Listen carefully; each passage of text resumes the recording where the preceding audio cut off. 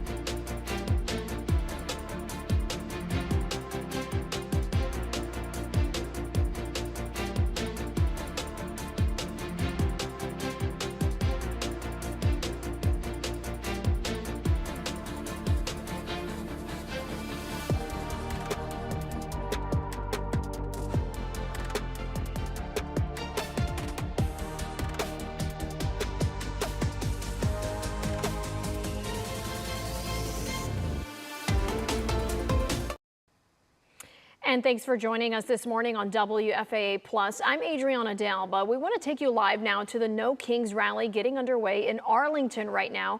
Our reporter Luke Clary is there. We're going to check in with him in just a moment. But this is just one of the demonstrations planned in North Texas as millions are expected to protest all across the country today. Look at that map on your screen. It gives you a better idea of all the protests expected all across the U.S. Let's check in with Luke Clary now. Luke, you're in Arlington. What are you seeing out there so far right now?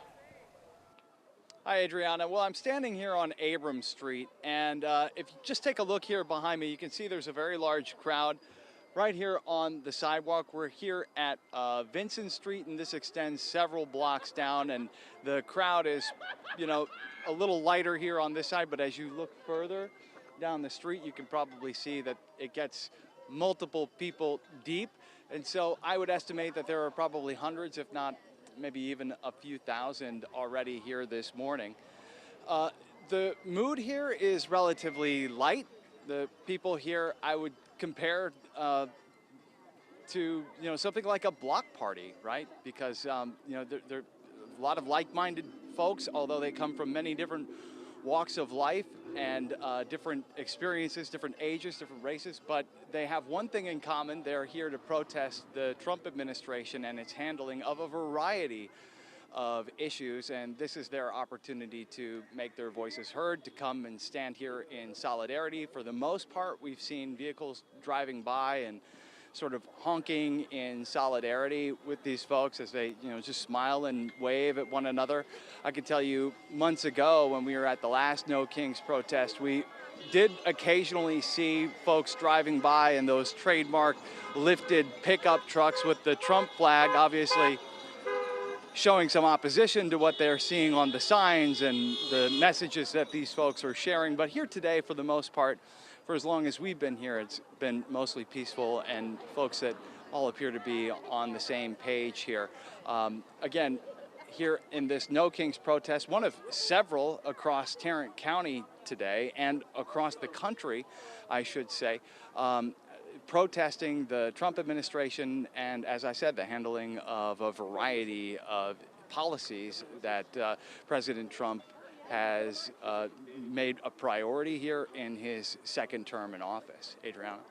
Yeah, Luke, and I was at the last protest in Arlington. They had a pretty decent crowd size, and what I noticed is it does get bigger throughout the day. But in Arlington, things stay very laid back. We hope it stays that way there. But you've been out there talking to people this morning already. What are some of the things that are standing out to you that they're talking about, Luke? Yeah.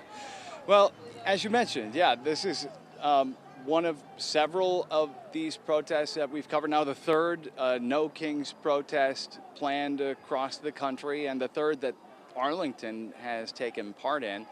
I'll tell you, some of the same issues rise to the top. Folks have not forgotten January 6th and their issues with the way President Trump approached the peaceful transfer of power.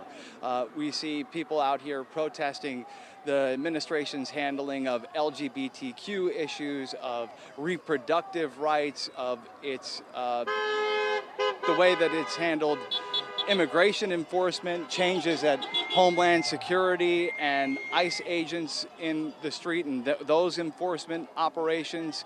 But there's a new issue here today as well, and that, of course, being the U.S.-Israel attack on Iran and all of the fallout from that, the rising cost of fuel, of energy prices, of gasoline at the pump. So we've seen a wide variety of issues here represented on these signs, and I should also mention from time to time some vulgar language as well. So we'll try to be cautious not to bring that to you on this broadcast as well, but as you can see, very high emotions here, high passions on these issues that are very important to folks, and so I can tell you that the crowd is certainly growing. It's getting a little louder just as we speak, as we try to kind of take a different angle here, and you can see more of what's happening. But just talking to folks here, some say that they think that this crowd here in Arlington already looks bigger than what they saw in the last No Kings protest. That was back in October. Adriana? Thank you, Luke. Definitely looks like that crowd is growing quickly. Our thanks to you, Luke. Stay safe out there. I know you'll be covering this all day long from Arlington to Dallas, but really appreciate you being out there this morning. Thank you. And you may recall the first official No Kings protest was back in June, one of the largest demonstrations in U.S. history. Organizers rallied during the military parade in Washington for the 250th anniversary of the Army. It also coincided with President Trump's birthday. Thousands of people showed up, and since then, the protests have become more common nationwide. Today's protest, in part, is in response to the war in Iran and actions from federal ICE agents in Minnesota earlier this year. In January, Renee Good and Alex Peretti were shot and killed by agents during Operation Metro Surge. Thousands of agents descended on Minneapolis under the direction of President Trump to arrest undocumented migrants and address, quote, safety concerns. Today's protests are leading up to the flagship rally happening at the Minnesota State Capitol. That'll start at 2 p.m. our time, and we will stream this online. Earlier this week, Minnesota sued the federal government seeking evidence in the deadly shootings of Good and Peretti by federal ICE agents. A spokesperson from the DOJ says the shooting of Good remains under review, and the FBI is leading the investigation into the shooting of Peretti. Organizers say they will hold a mass call to the public about what's next for the group and protesters at the end of the month. That'll be March 31st. We will keep an eye on protests all throughout the day with special team coverage. We have brought in extra resources, so make sure you keep it right here with us on WFAA Plus for the very latest. We will also stream some of the protests happening across North Texas all throughout the day. Keep it locked right here.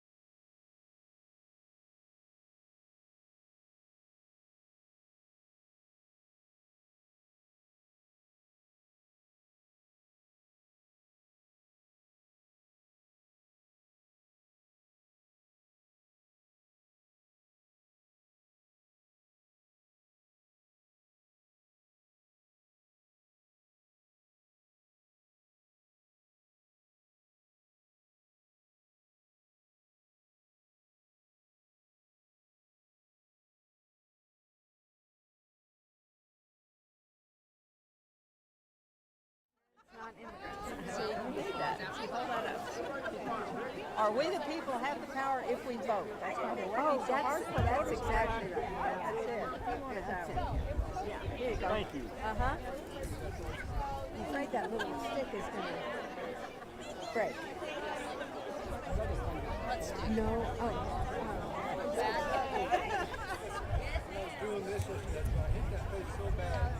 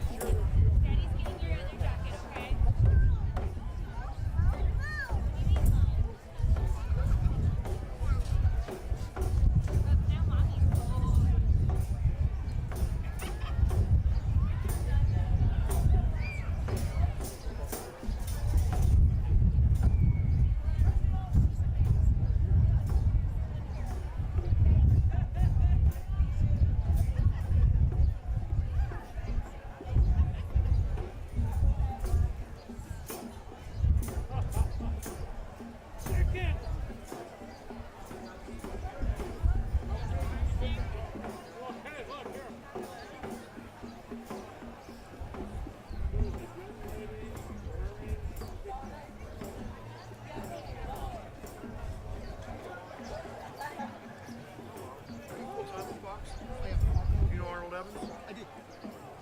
Tell him Mark Lambert said hello. We work at KEWS on the News 94.9 FM. Mark Lambert? Uh-huh. Okay. I taught at UNG for 25 years, teaching kids how to do radio.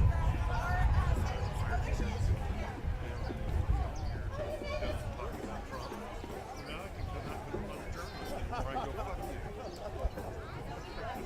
But if you remember Mark Lambert, Yeah, I'm thinking I'll probably see him on Monday. I have that too first.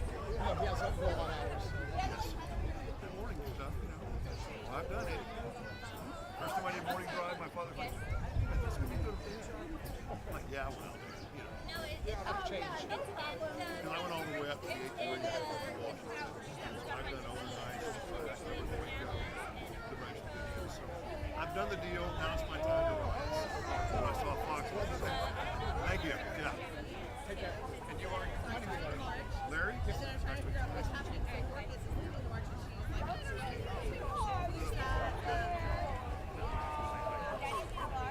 now everyone is here. So we can go ahead. How long? No one's even marching. They just did. I have to find out. Hello, Fran. How are you? I know, you're good. Our whole schedule.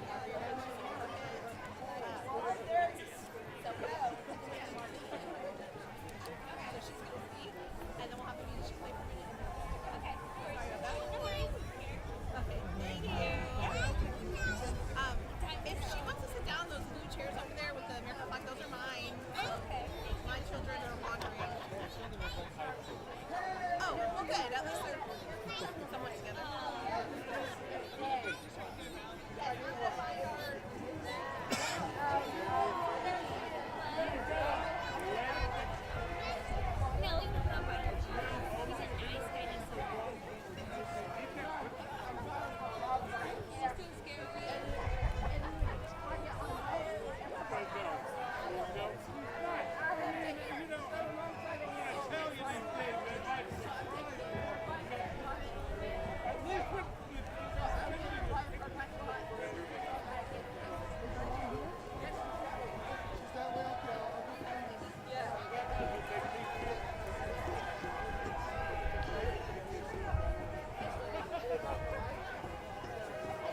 I think it's going.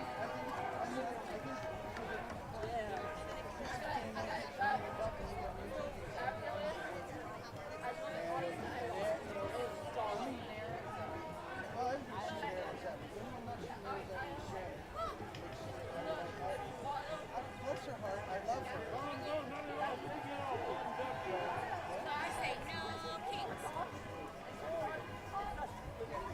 kings. This way you get the full She thinks she's being kind, but like, literally yesterday, I never said Rosie. and finally for the first time, Ladies and gentlemen, if you'd like to make your way back up here onto the square, we have another speaker coming up.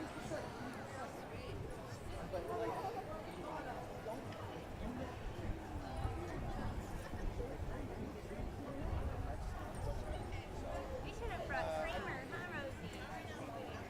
well, I mean, she's decided to listen Or you can come with me. so that, well, and they're just narcissists, and they're making shit up, and they don't, I don't know whether they think they are or not, but it doesn't matter. She's decided to listen to that bullshit.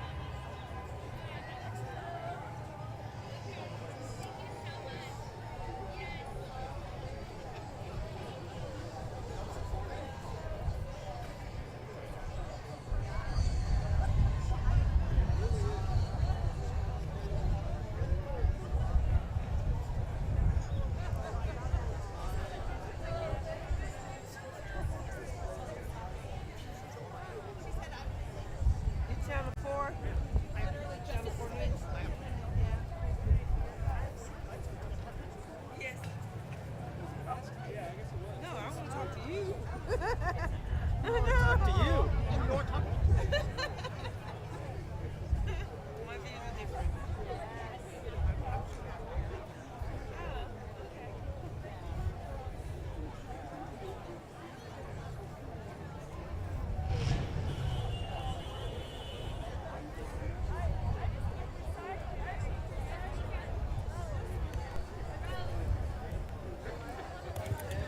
The first one. Huh? Just a half step forward. Okay, right here. That's good, right? And do you want to talk to me also? Yes. Together? Yes. I'm not a news person. So, tell me your names and spell them for me, please. My name is Talisa, T-E-L-I-S-A. My name's Chris. And can you tell me your last names? My last name is Pickens, P-I-C-K-E-N-S. Blomberg. I'm sorry? Blomberg. Spell it for me, please. B-L-O-M-B-E-R-G. Do me a favor, don't lean down when you talk, okay? Just tell me why you guys are taking your Saturday morning. It's cold out here. Why is it important for you guys to be here? Well, it's important for me to be here because let's let it be known I am a Trump supporter. I don't understand why they having a No Kings rally when Congress gets to make all the decisions regarding the government. So it just didn't make sense to me. I'm not here to fight, argue, or anything like that. It's just I'd never been to one of these, and I just decided to come out today. What do you think about the rally so far? The rally is very peaceful. You see a lot of people holding signs and stuff like that, and that's cool. But when you ask them to speak on what it is they believe in, they have nothing to say. How can you personally hold a sign up and not have anything to say? And that's just confusing to me. It's not that I'm against what they're doing. I'm just on the other side. And you, sir? Pretty much the exact same way. I'm a conservative person, but, you know, we're all Americans. We're all Americans. We're all Americans. We all have a constitution. I don't necessarily agree with... They can have an opinion. But Everybody stick to can the have an facts. opinion, but we have to hold to our constitution no matter who you are. And we don't hate. I'm not anti-immigrant. I'm not racist. Am I? No, it's not racist. It's not that. It's about facts and truth. Everybody has an opinion, and that's fine. But when it comes to facts and truth, stick with that. You say you don't want hate and stuff and racist here, but you have people holding up hate signs, you know, and that's crazy. So that's why I'm here, just to see everything, not to start trouble, just to see do you truly believe in what what that sign say or not. Are you surprised that there are this many people here? I'm sorry? Are you surprised that there are this many people here? A little bit. I think it's a good turnout. I really do. A couple, maybe 300 people, maybe more even. I don't know. Yeah, I'm not surprised. I mean, it's a lot of people still, everybody has an opinion and their choice, and that's fine. It's freedom to speak. So, yes, if this is what you believe in, by all means, come out. I am not surprised. Yeah. Thank you both. Oh, you know what? Ladies Tell me your and names and spell them gentlemen, again. let's welcome to the stage the LULAC Talisa president, Pickens, Lillian Carrillo. T-E-L-I-S-A, P-I-C-K-E-N-S. Chris Blomberg. Lillian Prado Carrillo is the speaker and proud Guatemalan immigrant. Lillian overcame significant barriers to achieve her educational dreams, earning a full tuition scholarship to Texas Women's University and later a master's degree in public administration from the University of North Texas. Now that's a Denton girl. Grounded in real-world experience, Lillian is an educator and advocate for first-generation immigrant students dedicated to empowering students and families, promoting equitable access to higher education, and inspiring leaders to reach up and reach back. Give Lillian a hand. All right, buenos dias. That's good, but I think we can do better. Buenos dias! All right. Hey, let's make them hear it all the way in Washington, D.C. Buenos dias! Hey, I am so happy to be here. I believe in this cause. There are no kings in the United States, right? Everybody say no kings. No kings! Look, they read it in my bio a little bit, but I'm originally from Guatemala. I came here to the United States when I was 4 years old. My dad brought me in search of a better life. He promised that it wasn't going to be easy, but he promised that it would be possible. And that is why so many immigrants come to the United States. We come to work, we come to give, we come to make sure that this is the place that it was promised to be, a land for immigrants, a land for all, a land of opportunity. I want to start with something powerful today. We do not live in a country with kings. We live in a country where that power belongs to the people, and we need to take it back. That's what democracy is supposed to be. But here's the real question that we have to sit with today. If power belongs to the people, why does it so often look like it doesn't? The truth is, democracy doesn't disappear overnight. Understand that and listen to that. Democracy does not disappear overnight. It fades away quietly. It fades away when people stop paying attention. It fades away when systems stop being questioned. And it fades away when decisions are being made about us without us there. Right now, across this country, people are saying, no kings, no kings, no kings. But what they're really saying is no one should be above the law. No one should have unchecked power. And no one gets to make decisions for the people without the people. I want to talk about local elections because this is Denton, and as you heard, I am a Denton girl. I wasn't born here, but this is where I've created a life. I went to Frank Borman Elementary. I went to Calhoun. I graduated from Denton High. I started at NCTC right here on Hickory. I finished at TWU with my undergrad, and I got a master's at UNT. I love this town, and I was able to do all those things because people poured into my life. But most importantly, I was able to do those things because my dad had a dream for me. He brought me here to this country for a reason. Let's talk about voting, like I said, right here in Denton. We are on the cusp of some local elections. Are all of you registered to vote? Are all your friends registered to vote? Do you know who you're voting for? Right? 85 to 90% of people are not in the room when decisions are made. That's because 85 to 90% of people don't show up to vote in local elections. I ran for council 2 years ago. It was a pleasure to run for council. I lost by about 800 votes, and only 16,000, that's 10% of the population in Denton, showed up to vote. Now I'm telling you that because when we question why does the leadership reflect our values, why does the leadership look and is representative of the town that we live in and the community that make our neighbors, then we ask ourselves that. But it's because we're not showing up to vote as a community. Again, decisions are being made by a very small group of people. Denton is a diverse city. There's a growing Latino population, 25% across here in Denton. Our K through 12 population is 30%. Our universities are all HSIs, Hispanic Serving Institutions. That means more than 25% of the students. Yet our representation is not the same. It is not equivalent. Those who make decisions, it's not reflective of this community. Not in the way we look, not in our values, not in our beliefs. So we have to sit here and we have to think, how do we make this happen? How do we change this? Let's talk about accountability and double standards. Recently, I know you guys heard the news, we had a very prominent Latino figure be accused and proven to do some things maybe 30, 40, 50 years ago, and immediately our community went to renaming those places, to taking down his name from streets that didn't reflect the values that we hold. Why do we hold other people accountable when we don't hold the President of the United States to the same accountability?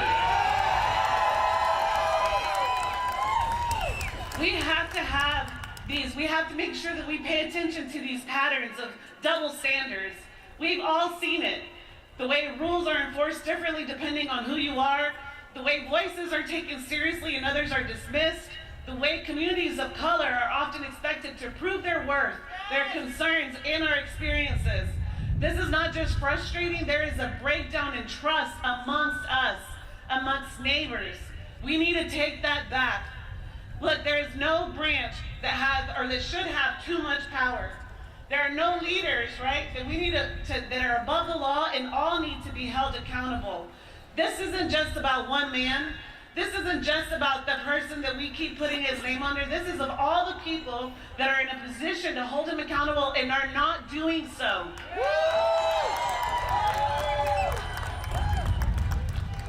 It comes to us as well. At the local level, who are we voting for in city council? At the local level, who is at school boards making decisions for our students?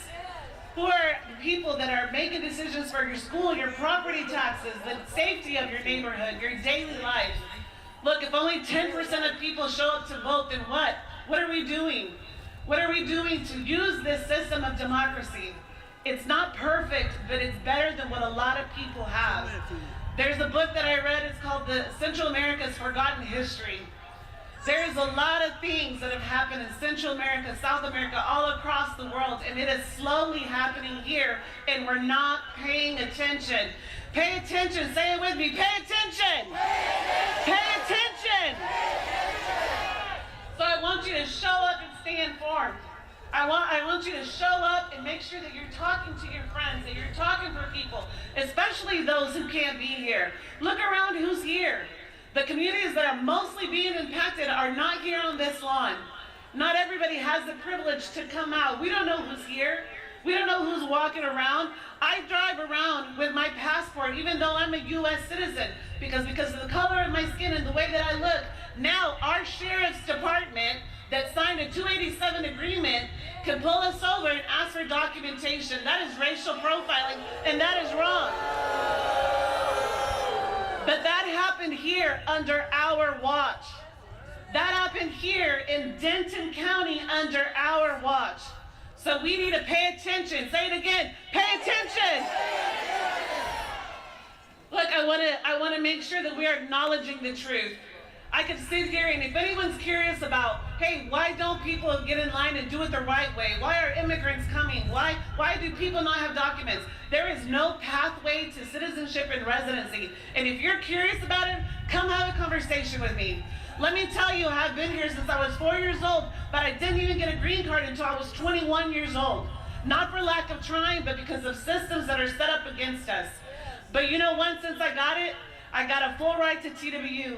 I graduated. I've spoke to more than 40, 50, 60,000 youth, trying to get them to go to school, do something better, not just for themselves, but for their community. See, on the ladder of success in the U.S., people always say, I want to reach up. But what I want to preach is, yes, reach up for your dreams, but reach down so that you can pull other people up with you. I'm going to come back to local elections because I feel that this is where we can make the most difference. Let's start by acknowledging the truth.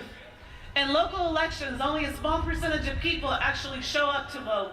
And when we don't show up, decisions don't just stop. Decisions are still being made just without us. Let's also acknowledge this. Running for office takes money. It takes courage.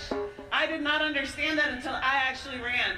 My dad would tell me, Mija, why don't I see more of your signs all over the city? Well, because those take money. And you know who owns the land where all those signs are being put? Developers.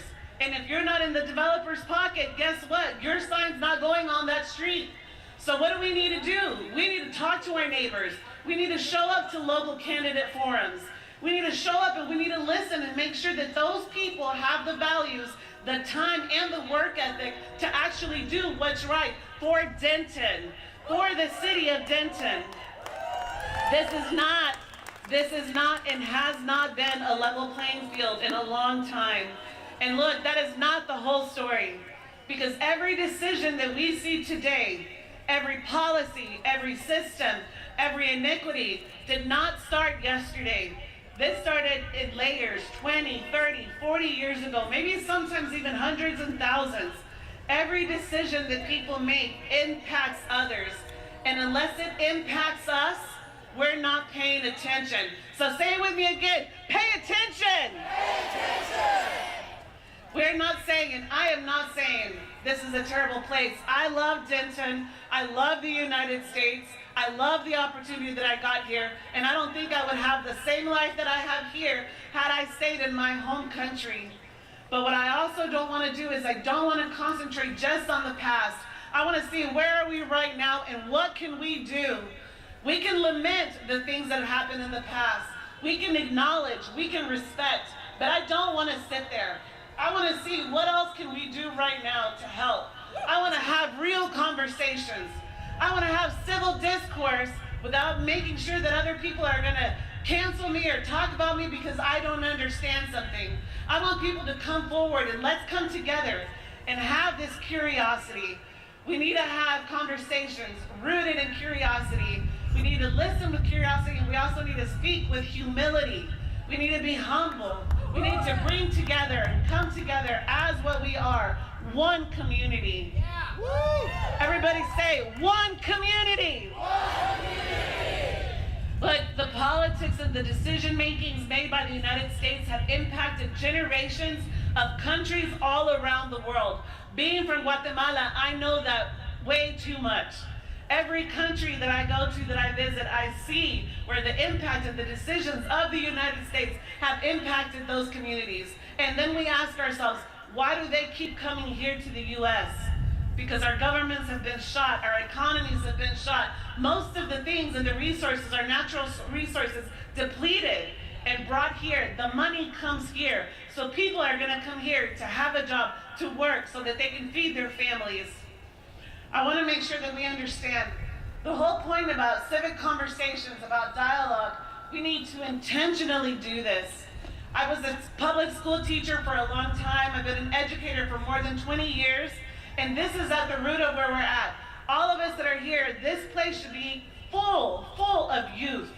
They need to come in, and we need to teach them explicitly, the type of human beings they should be, that they can grow up to be.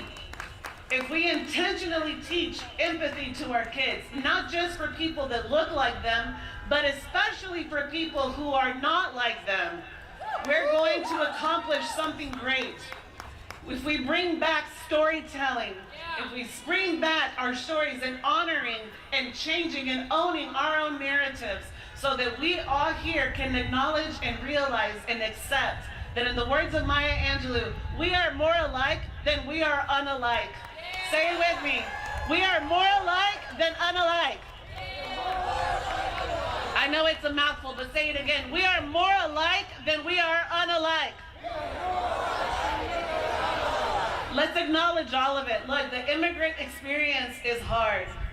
I could sit here and tell you many stories. Coming to this country, crossing borders, right? Coming on the shoulders of a coyote. Showing up to a place where nobody speaks your language, not knowing anyone, not having money. But people come, and you have to ask yourself why. Because staying means certain death, and coming here at least means an opportunity. The history of our Black brothers and sisters here in the United States was also difficult, and across the world. Even certain white people coming, experiences, people, Europeans coming here was hard.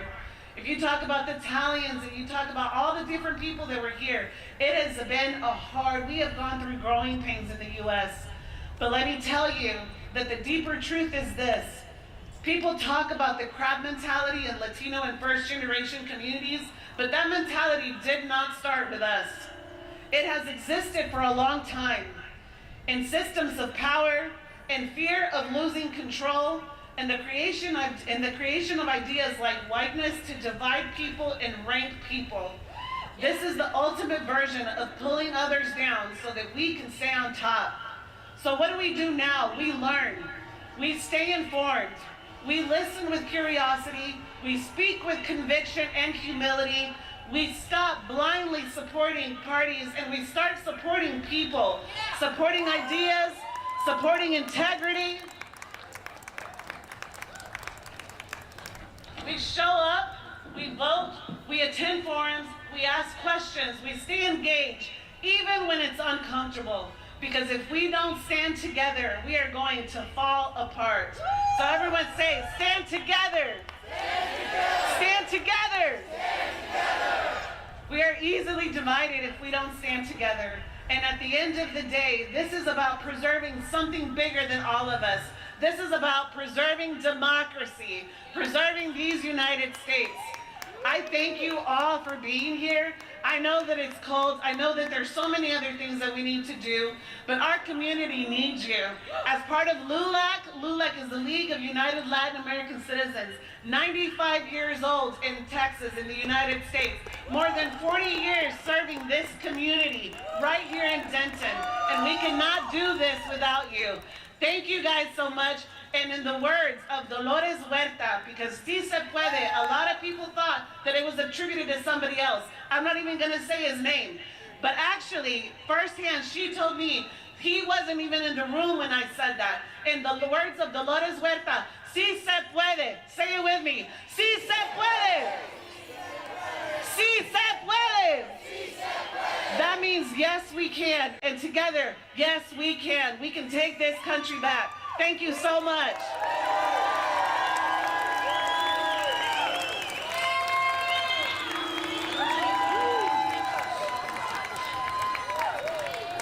Everybody give her a real big round of applause. All right. Thank you so much, Lillian. Is everybody having a good time? Make some noise. Let's let all of Denton know that what? We have no... All right. When our Constitution is under attack, what do? Stand up, fight back. Stand up, fight back. Stand up, fight back. Fight back. And that is what we are all here today to do. We are fighting back against the rising fascism and authoritarian dictatorship arising out of Project 2025. Trump has become so unpredictable and so unhinged that the rest of the world has lost any trust they had in the U.S. Of course, they've lost the trust of the American people and half the military, too. We were told not to believe our eyes when Renee Good and Alex Preddy were shot. Say their names. Justice for Renee. Justice for Renee. Justice for Alex. Justice for Alex. And justice for every person masked ICE agents kidnapped off the street. We are here to remind the Trump administration and the rest of the world that we have no kings here. Yeah. We believe in democracy and the rule of law, even if the president and his cronies don't. There will be a reckoning soon, but to make it happen, we need to get out there and vote. Vote like your life depends on it. Because it does.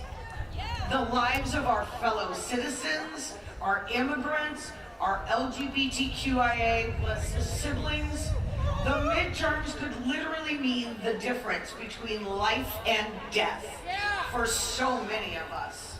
So choose life by voting the fascists and their sycophants out. Let's show them what it really means to love our country and the diversity of the people in it. Let's show them that we mean business and we're not going to stand for this anymore.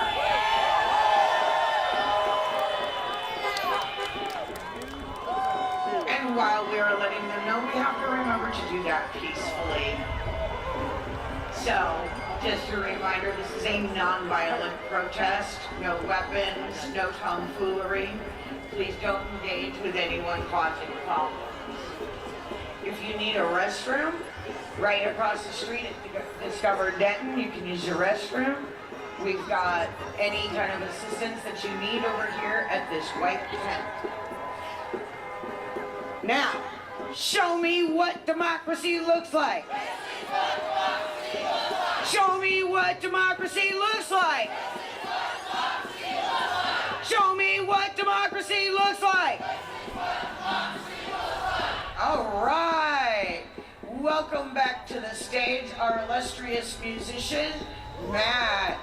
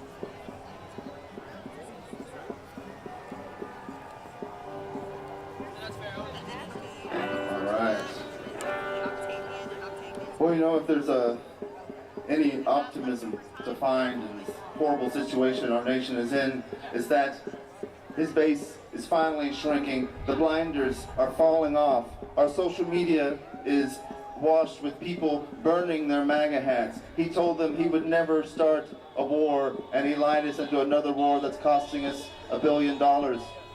He said he would release the Epstein list. He's done nothing but lie and protect the names on that list that have done unspeakable things to children, and people are not going to stand for it anymore. Maybe you have somebody in your life that is on the fence. They're not happy with Trump's choices, but they haven't actually turned their backs on him. Maybe you know someone that made the terrible decision to join ICE. And we want to tell them, it's okay to change your mind. It's okay to change your mind. Show us your courage. Leave it all behind.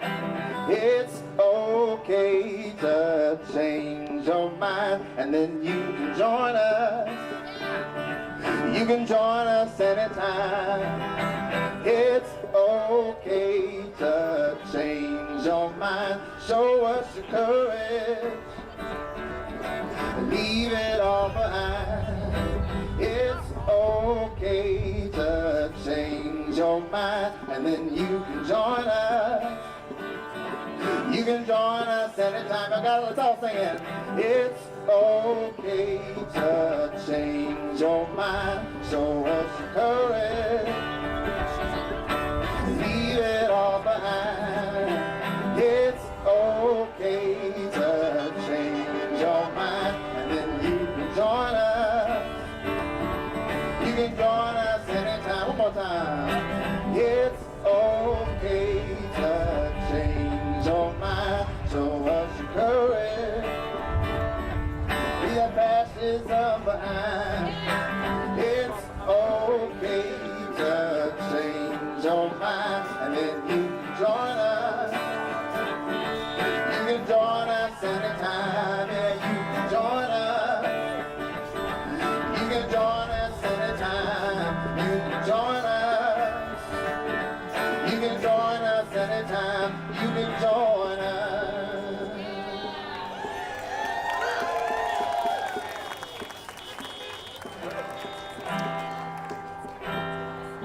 We have all these masked thugs terrorizing our cities. They take money from food stamps and assistance. They take money from health care and pumped it into the system that's terrorizing our airports, our cities. And it's time to abolish ICE. So we're going to sing about that to the tune of when the Saints go marching in. It says, it's going to be a call and response, then we sing together. I'm going to sing. Abolish ICE, abolish ICE, abolish ICE, abolish ICE, abolish ICE, right now, right now. We will love and protect our neighbors. Abolish ICE right now. Gotta listen to this together. Abolish ICE. Abolish ICE. Abolish ICE. Abolish ICE right now, right now. We will love and protect our neighbors. Abolish ICE right now. There was people checking in on people that are held in these detention centers all across the nation. And they discovered that somehow these teenage girls have become pregnant. How do you think that's happening?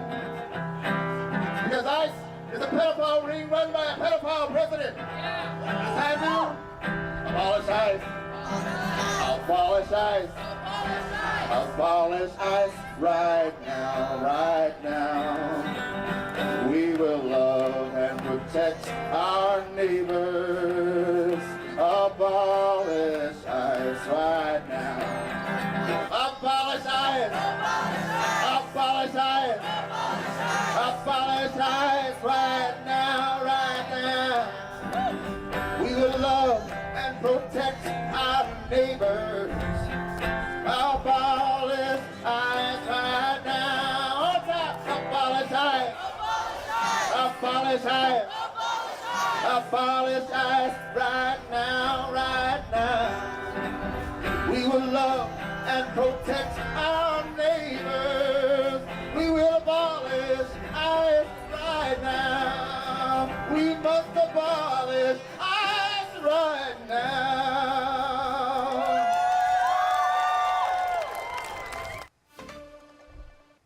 And thanks for joining us this morning on WFAA Plus. I'm Adriana De Alba. This morning we are live at several No Kings protests across North Texas.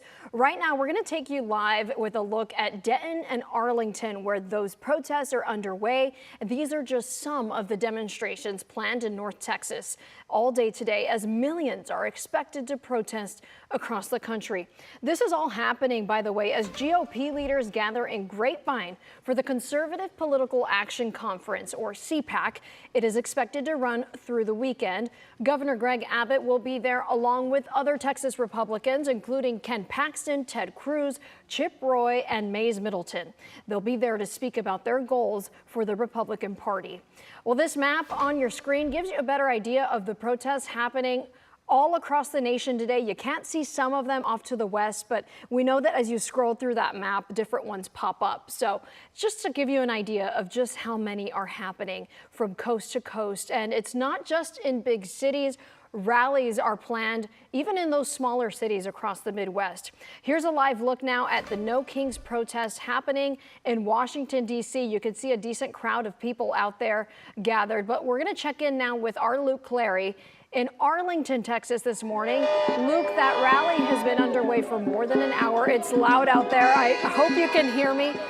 Take us there, Luke. What are you seeing and hearing on the ground? Yeah, it's a big crowd and certainly getting larger. I mean, I think that there are easily a few thousand people here right now lining Abrams Street in Arlington. And, you know, talking to people here, it's kind of a surprise to see so many folks in what has long been considered to be a Republican town or a Republican area. The No Kings protest, the central message here, I believe, is, you know, folks here believe that President Trump has overstepped his bounds as president, that they draw comparisons to other dictators around the world like Vladimir Putin. And there's a new concern here as well today with the conflict in Iran and all of the fallout as a result of that. We've seen it at the pump, right? The prices rising, the concerns over inflation across the broader economy and grocery prices, in addition to all of the concerns the last time that we were here for one of these No Kings protests. The concerns around the Trump administration's approach to immigration enforcement and a whole slew of other issues. Adriana? Luke, and just a quick question for you. I know that you've been at these protests in the past. You've spent all morning there in Arlington. Talk to us about who this crowd is, their ages. Who are they? Sure. Well, I can tell you that the crowd that we're seeing here today is diverse. It's a big crowd, people of all different ages and backgrounds. You can see some young people here as well. Although I would say by and large, these actions, these No Kings protests over the last year or so tend to draw a slightly older crowd than the kinds of protests that you would have seen during President Trump's first term in office, think 5-6 years ago. And so I would say that while they're very animated, they're very loud, the horns are blaring, they tend to be a little more in place, you know, standing on either side of the road. I've compared this to an atmosphere that you might expect at sort of a block party or a parade, people driving by, honking their horns. We have not seen anything in the way so far today of counter-protesters or Trump supporters, or any conflict necessarily, so that's a good thing for now. It appears to be generally peaceful and lively protests, very loud, with perhaps some vulgar messages that we hope to avoid showing you on the signs. I'm not entirely sure who just passed by, if that was a counter-protester or if that was another protest. That was someone in support of what's happening here. And so, yes, we have seen counter-protests in the past, but I haven't seen anything in the way of counter-protest here today in Arlington, Adriana. All right, Luke, our thanks to you. Definitely an energized crowd out there, and we hope that things stay calm and peaceful. It has been in the past based on what we've experienced out of Arlington. You may recall the first official No Kings protest. That was back in June, one of the largest demonstrations in U.S. history in terms of size. Organizers rallied during the military parade in Washington for the 250th anniversary of the Army, and it also coincided with President Trump's birthday at the time. Thousands of people showed up, and since then, the protests have become more common nationwide. Today's demonstration, in part, is in response to the war in Iran and actions from federal ICE agents in Minnesota earlier this year. In January, Renee Good and Alex Peretti were shot and killed by agents during Operation Metro Surge. Thousands of agents descended on Minneapolis under the direction of President Trump to arrest undocumented migrants and address, quote, safety concerns. We will keep an eye on protests across the Metroplex all throughout the day and nationwide with special team coverage, so make sure you keep it right here on WFAA Plus for the very latest. We'll also live stream some of the protests happening across the country all throughout the day, so make sure you keep it right here, and we will have those updates for you.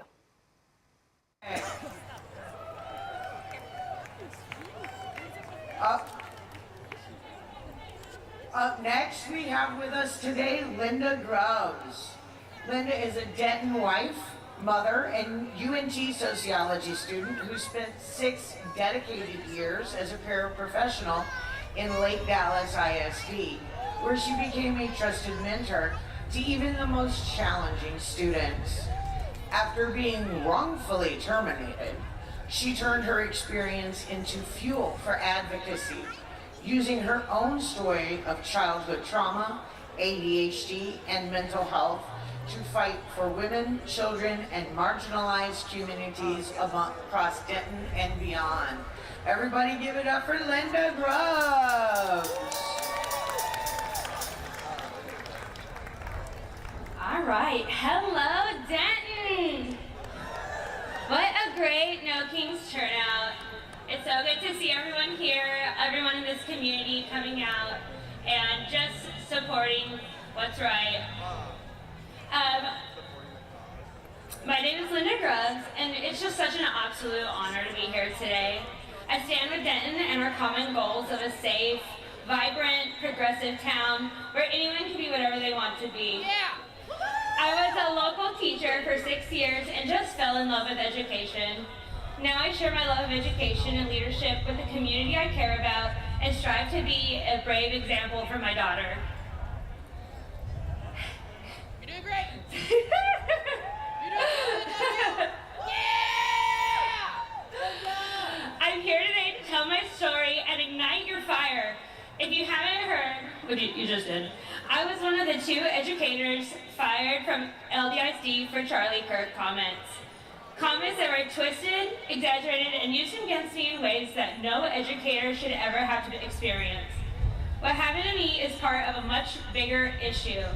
Teachers in Texas are being silenced, scrutinized, and treated like we're disposable.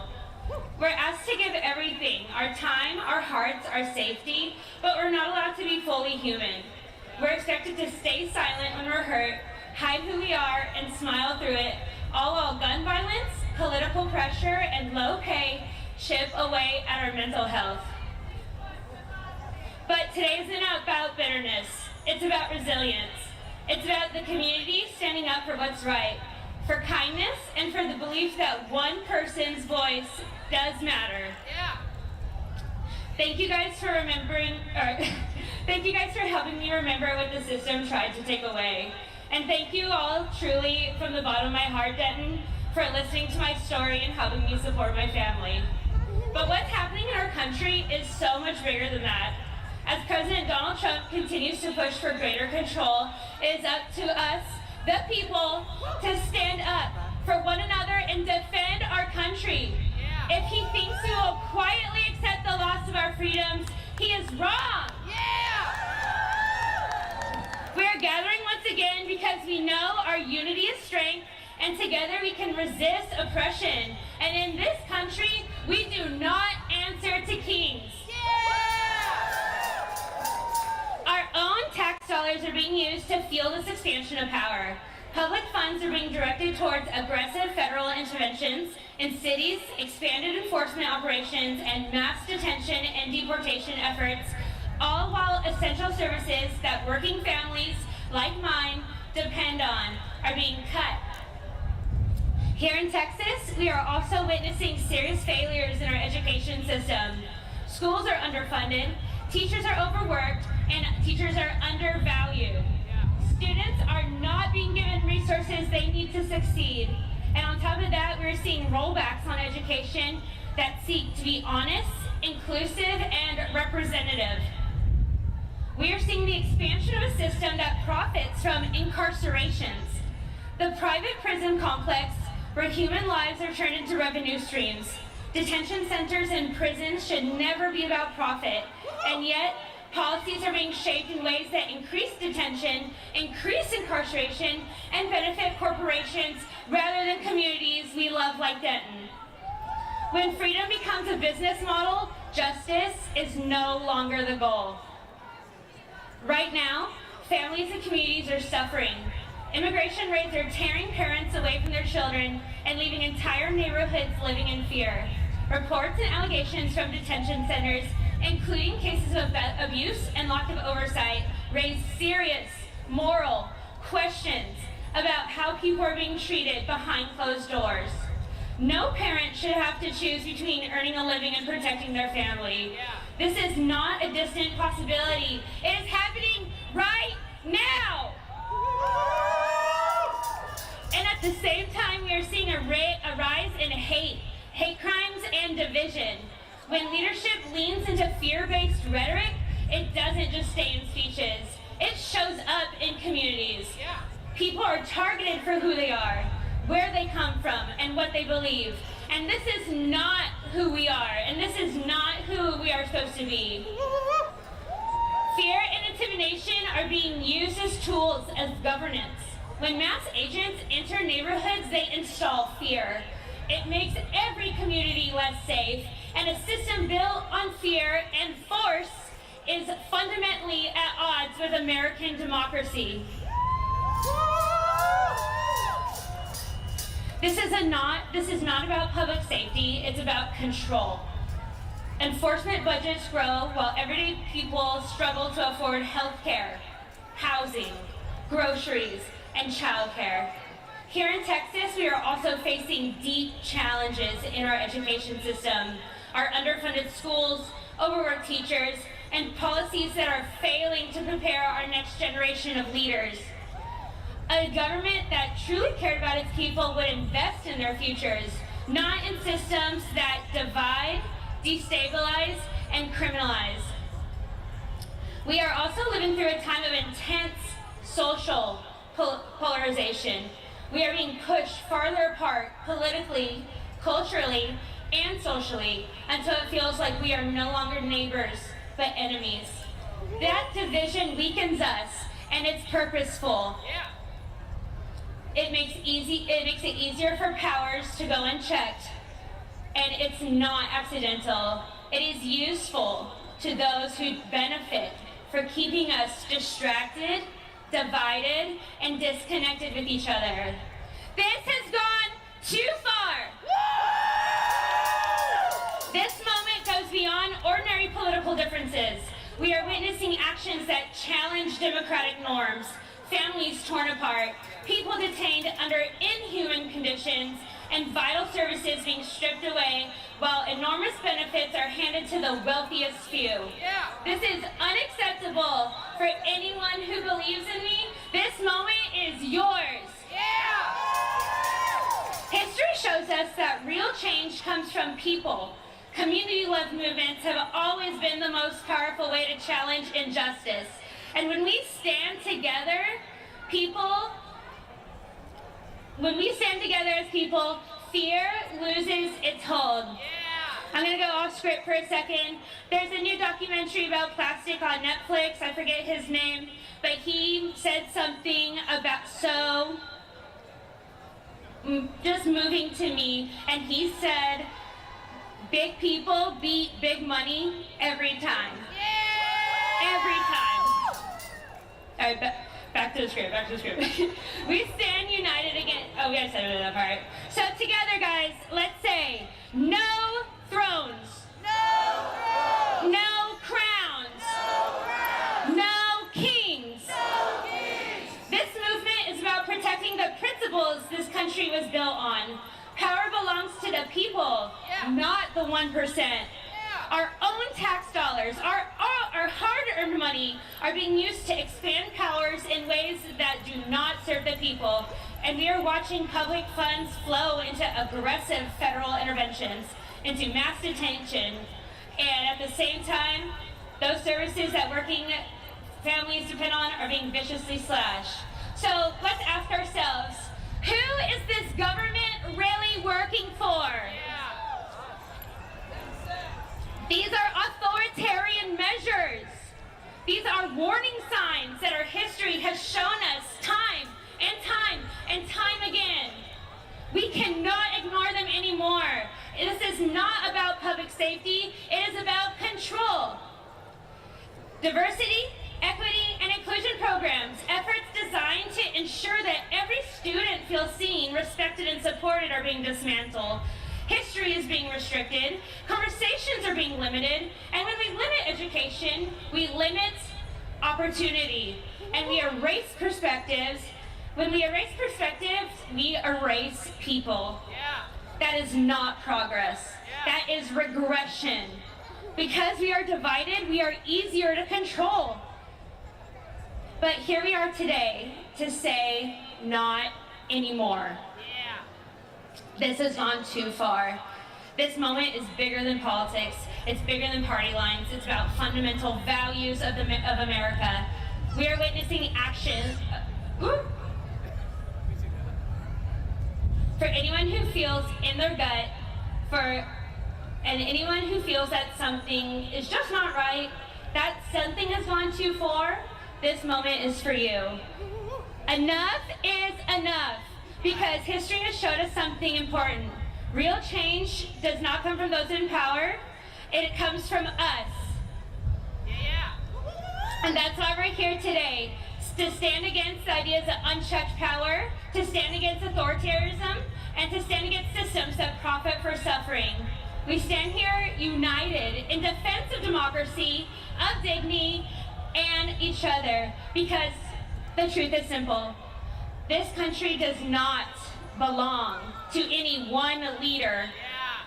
It does not belong to corporations.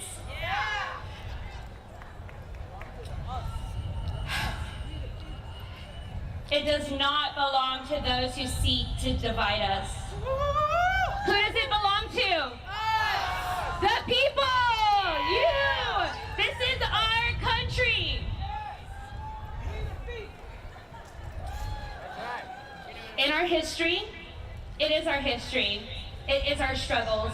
It is in every movement that's pushed this country closer to its ideals. And it is in us right here, right now. So we'll continue to show up.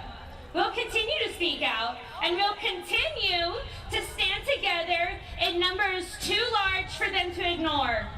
We will choose unity over division. We will choose courage over fear, and we will choose people over power. And this is why we say, no thrones, No thrones! no crowns, No crowns! and no kings. No kings!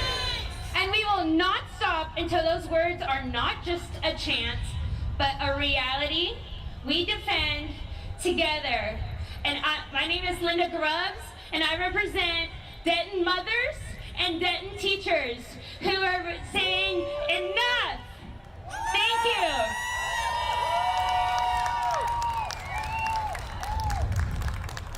All right, thank you so much, Linda. All right, ladies and gentlemen, we've got so much going on down here. We've got the protests going around the sidewalk. We've got the indivisible table under the big white tent. Grab a Know Your Rights card and stop by the League of Women Voters. Make sure you're registered. We've got the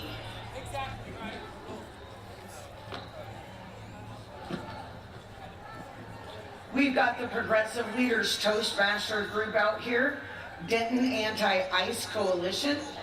We've got Outreach Denton serving our LGBTQIA+ siblings. We have First UMC Denton, Denton UU Fellowship. We have Be Rich raising money for To Gaza Love Denton. And we have a group over here that are getting ready to start a plea flag organization. So stop by and check out any of these wonderful organizations out here supporting democracy and no kings. If you need a restroom, head on over to Discover Denton Visitors Center. If you need water or any kind of assistance, please find a volunteer or come to the white tent.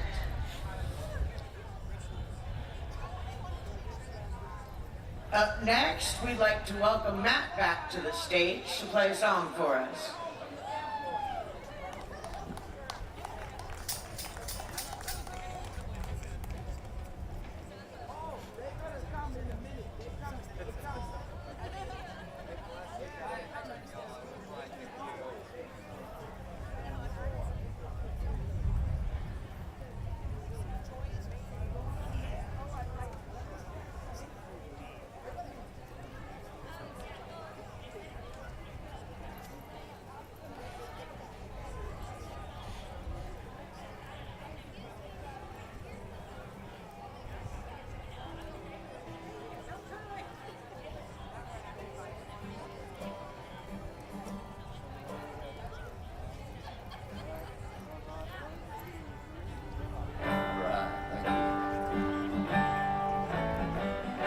I want to do a couple songs here. I want to do one more of my original songs for you. Actually, I wrote this one for an episode of Little DTV. If you're familiar with that, it was all about affordability here in Denton and everywhere, because everything is more expensive because Big Orange just puts tariffs on everything haphazardly. And he cuts assistance for the needy, and he starts illegal, expensive wars. So this song's called Poverty.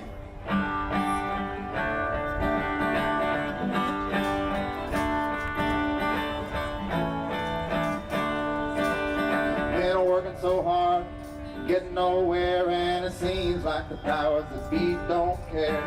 They're worried about vengeance and legacies. They don't worry about a working class stiff like me. But when we struggle for the groceries and paying the rent, we take note of the source of our discontent. And we ain't gonna take it from deceptive smiles funded by a billionaire pedophile. It gets tough out here. We're all just trying to live. They'd rather we all disappear. We don't own a golden tower or lavish mansions by the sea.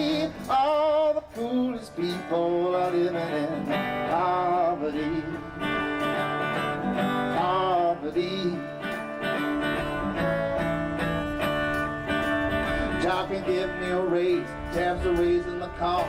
The boss voted for while the money is lost. He said the rich have the knowledge, the weight of the crown, where the prosperous trickle, it'll trickle on down. But they hold food stamps for ransom, or cutting health care, and all the hungry people feast on thoughts and prayers. But the poor see through your illusions of confusion. If you try to burn the refuge, you may spark a revolution. It gets tough out here. We're all just trying to live. They'd rather we all died of fear. We don't build a gilded ballroom, an island secretly. All the coolest people are living in poverty. Poverty. Poverty.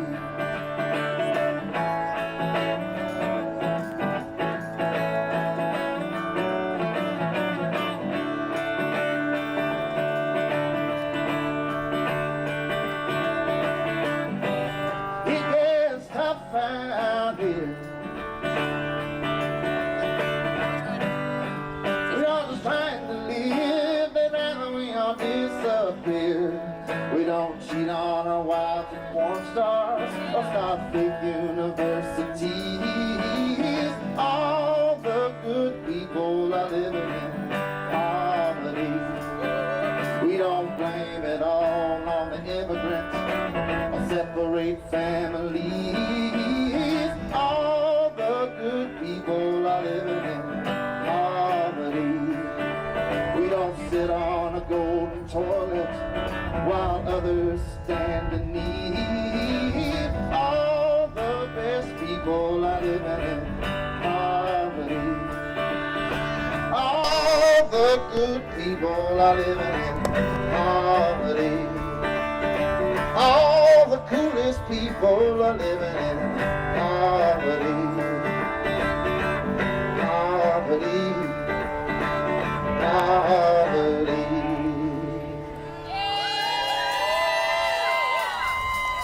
Thank you.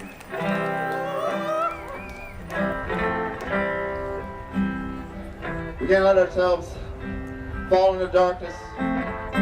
We're going to get through this together. We all show up together. Across the nations, we're together. We shall overcome. We shall overcome. We shall overcome.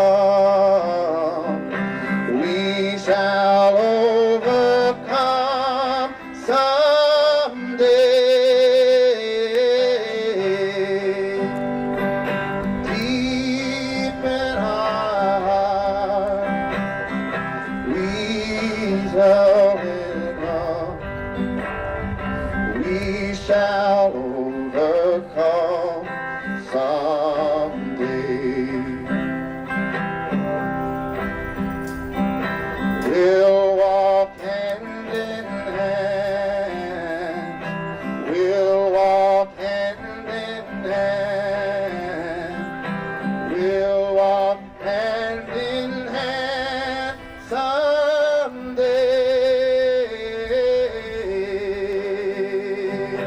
Deep in our heart, we shall find. We shall overcome someday.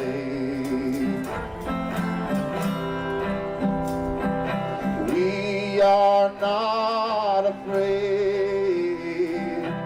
We are not afraid. We are not afraid today.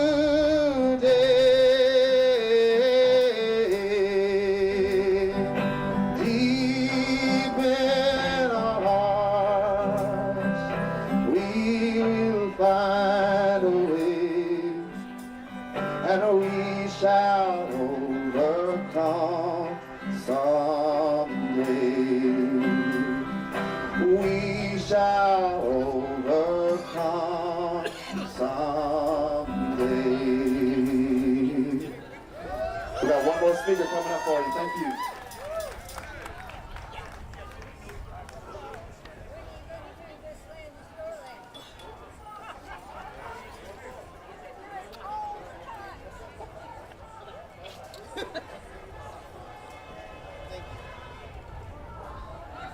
Let's get a big thank you for this live musician. We've got Matt Grigsby.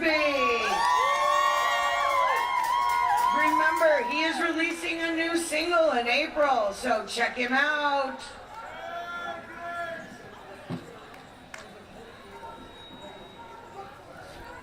Joining us as our last speaker of the day is Octavian Small. Octavian is a local queer performer who believes we are all created equal. He maintains that while hatred loves to convince us we are too different to see eye to eye, he disagrees. Today he's going to share with us how the social contract between Americans is breaking down as the rhetoric gets more divisive and dehumanizing. Everybody give it up for Octavian!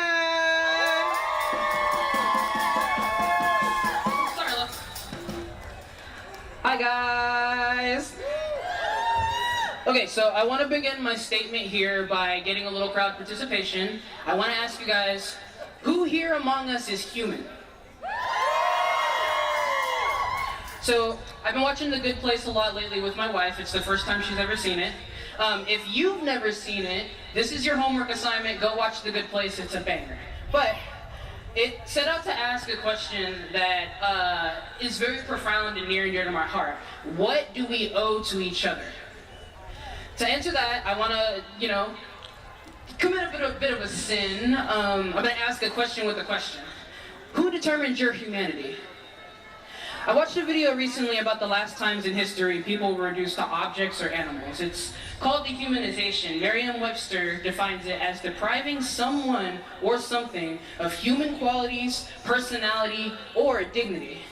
An example posted in the video was the Rwandan genocide of 1994, where 520,000 to 702,000 Tutsi were murdered over 100 days due to racial tensions and civil war in the region at the time. American propaganda distributed after the bombing of Pearl Harbor in 1941 depicted Japanese people as roaches with buck teeth. The Marine Corps were described as being especially trained in combating this type of pestilence, and Tokyo was referred to as a breeding ground that must be annihilated. This sort of dehumanizing language is not new if you've been paying attention. Our leaders have always been very comfortable using it to describe marginalized communities, whether at home or abroad. And because we're constantly being bombarded by new and terrible information, you might not have even noticed. I don't know if you ever heard the term dog whistles, but usually only dogs can hear those whistles. Terms like alien and illegal are now unfortunately colloquial with referring to immigrants, whether they've come the right way or not, quotation marks. In Kansas, just earlier this month, overnight, the state government there invalidated trans people's driver's licenses, in some cases if they never even changed their gender marker at all. It is acts like this that rob people of their humanity. It is not just calling names or slurs anymore. It is legislative moves and acts of power that strip groups of their personhood. It is much easier to justify the arrest of an illegal alien and throw him in some detention center with subpar conditions than to arrest Juan Montoya Utreras, who's lived here for 50 years, never broken the law beyond maybe a speeding ticket, has a neighborhood business and a large family waiting for them at home. It is so much easier to throw a trans person in jail for just being something that you don't understand when you never saw them as a person to begin with. So what do we owe to each other? I argue we owe each other our humanity. And for that, you need to care about other people. People should get the chance to realize their own happiness, but not at the expense of others. And if you take anything away from my words today, please take these next ones to heart. There are no good ones. Free yourself of the idea of perfection. There are just people, perfect or imperfect. There are candidates, perfect or imperfect. Everyone is a person and they deserve humanity. Yes, even that person you just thought about. Dehumanization is not a rational thought process because it falls apart when you start to compare the target of dehumanization to other humans. You'll find it's largely conditional, it's subjective. You cannot rely on a person whose worldview and view of others is conditional on things that are unalienable. I saw some signs out here that said, life, liberty, and the pursuit of happiness. If you don't believe that I deserve that, we can't talk. Water, a home, safety. For example, when racists say things like, "You're one of the good ones" to minorities. Of course, no single person in the world is a monolith, but what makes you a good one versus the next minority they know? Is it simply friendship, the proximity to approval? What happens when you disagree on something or have an interpersonal conflict? Are you no longer one of the good ones? And what made them judge, jury, and executioner in the first place? If my right to being a human is conditional, we cannot have a human conversation. Hatred needs hierarchy. There is always someone to be lesser than, and there's always someone to be better than you. Fascism needs someone to bully and look down on, to say they are not human. Lyndon B. Johnson once stated, "If you can convince the lowest white man he's better than the best colored man, he won't notice you're picking his pocket. Shit, he'll give him someone to look down on. He'll empty your pockets for you." I recently learned the term moral disengagement. It's described as a cognitive function where a person convinces themselves that ethical standards no longer apply in any situation.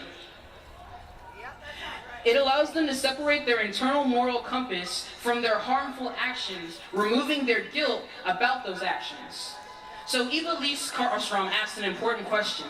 How do we win against evil when they have all the tools and all the weapons and will justify any action without moral ground? When they have settled so deeply into moral disengagement that they don't care about anything anymore. You know who I'm talking about. I'm going to bring it back to The Good Place. Chidi Anagonye put it best. He was a moral philosophy professor in the show. He says, "Why choose to be good every day if there is no guaranteed reward we can count on now or in the afterlife? I argue that we choose to be good because of our bond with other people and our innate desire to treat them with dignity. Simply put, we are not in this alone."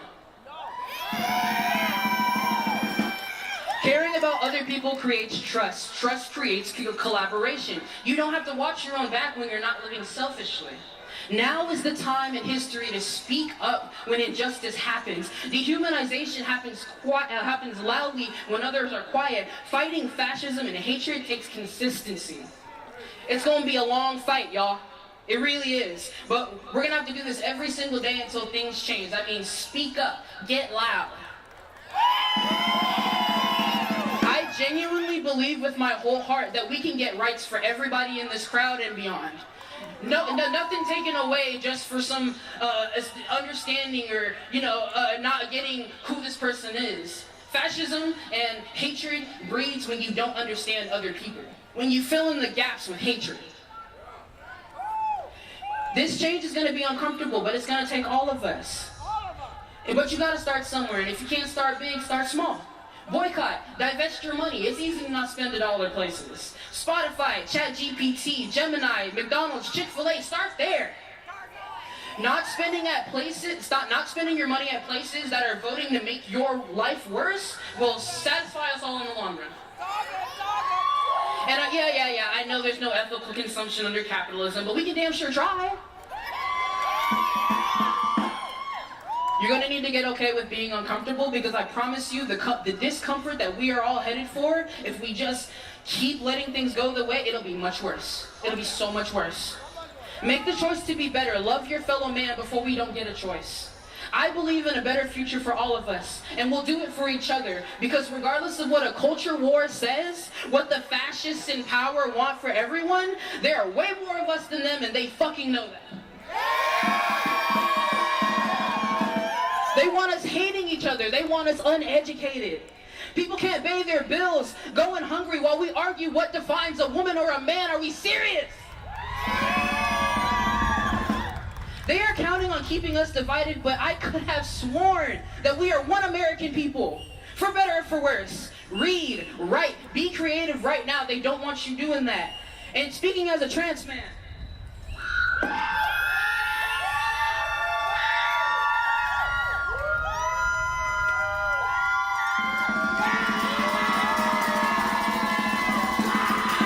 if you have a trans person in your life, if you have an immigrant, anybody being targeted by this administration, now is the time to love them loudly, love them publicly, love them until you're tired, and then love them after that.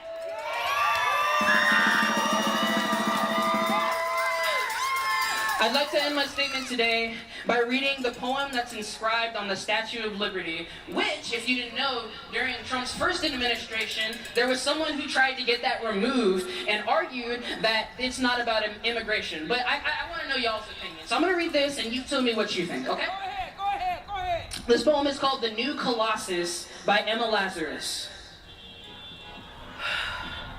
Not like the brazen giant of Greek fame, with conquering limbs astride from land to land. Here, at our sea-washed sunset gates shall stand a mighty woman with a torch, whose flame is the imprisoned lightning, and her name, Mother of Exiles. From her beacon hand glows worldwide welcome. Her mild eyes command the air-bridged harbor that twin cities frame. Keep ancient lands your storied pomp, cries she, with silent lips. Give me your tired, your poor, your huddled masses yearning to breathe free, the wretched refuse of your teeming shore. Send these, the homeless, tempest-tossed to me. I lift my lamp beside the golden door. Thank you for your time.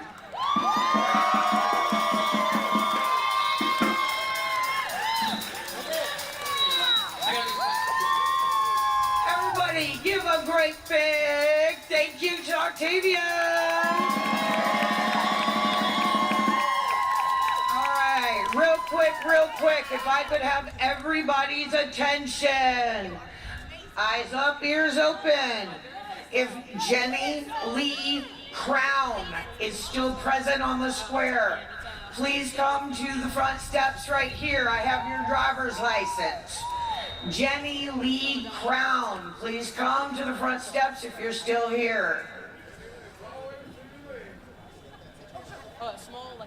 All right, so, did everybody have a great time?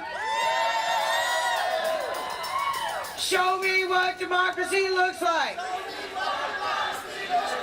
Awesome, awesome. And now, I would like to thank each and every one of you for coming out today and helping us support democracy. I appreciate each and every one of you, and on behalf of myself and Indivisible, we can't wait to see you at our next one. Now, a couple hours of protesting is great, but we need to carry this momentum into the days ahead. One easy thing you can do is download the 5 Calls app or check out their website. It makes it super easy to call your representatives in Congress, and it shows you the impact of those calls. Learn your rights. Make sure you are registered to vote. If you are not sure or you need to register, please.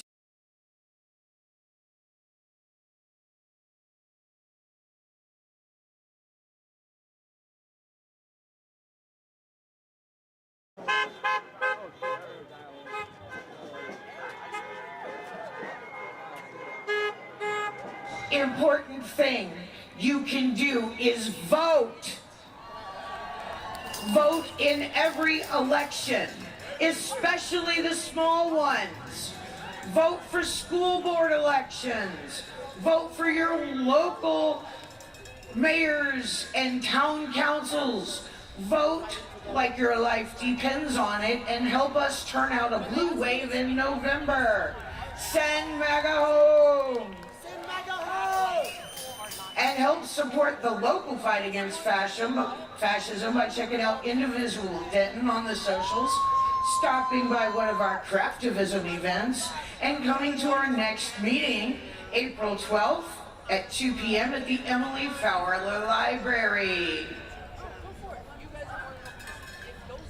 To close out today's festivities, we've got one more song from Matt.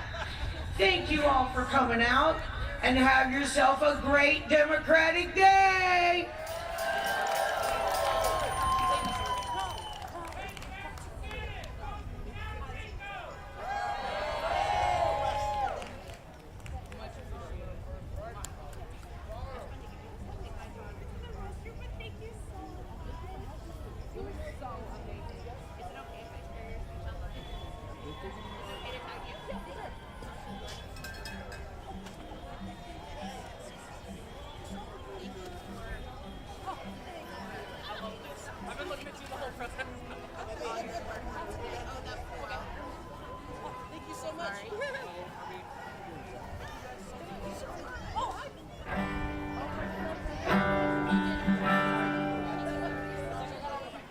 We live in a beautiful nation. We have enormous abundance. If we had proper leadership, we could feed the entire world. We could have peace everywhere. This land is your land. What are you going to do for it today?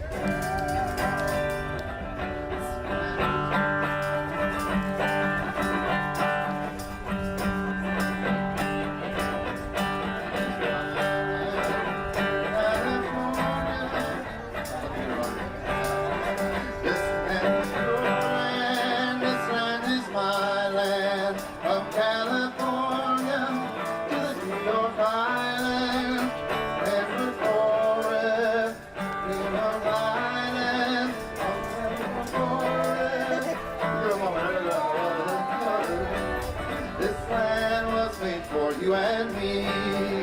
This land is your land. This land is.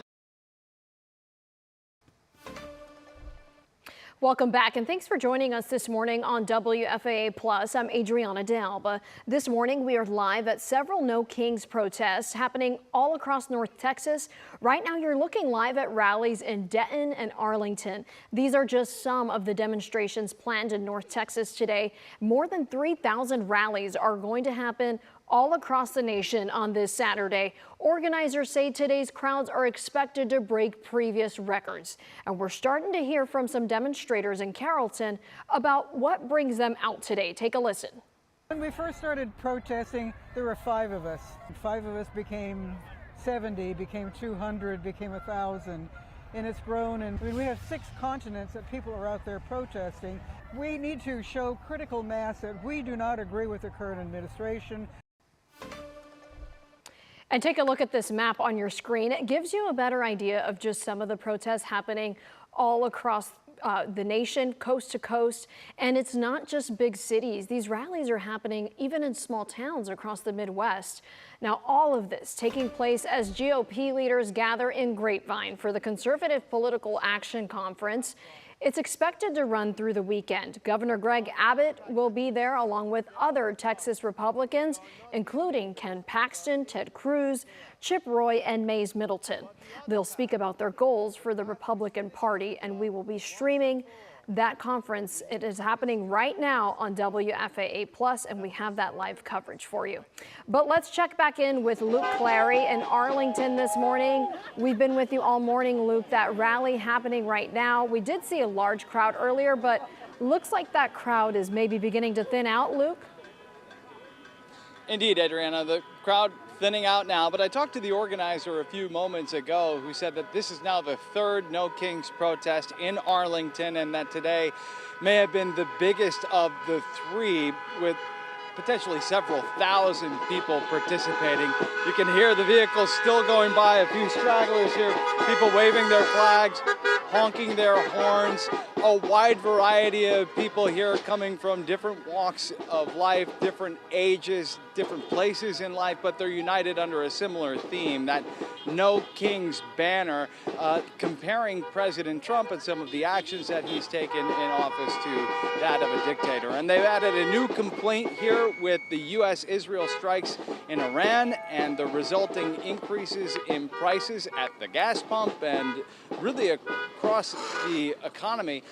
Again, I spoke to the organizer here today, who is a longtime Democrat in Arlington, who says that she's hopeful that bringing people together now in the midst of a midterm year will energize Democratic voters when it comes to November. Adriana.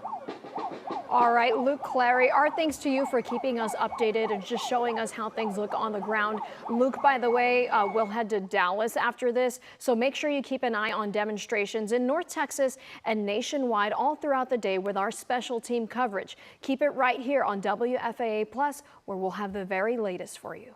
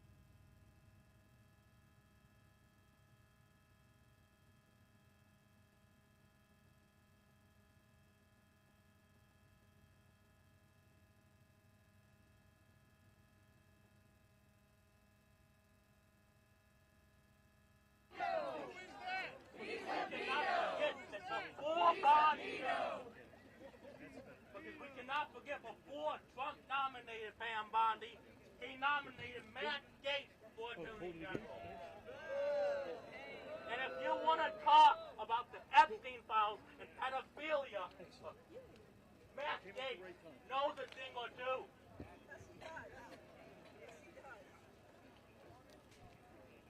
So let's keep this rally loud. Let's keep it going.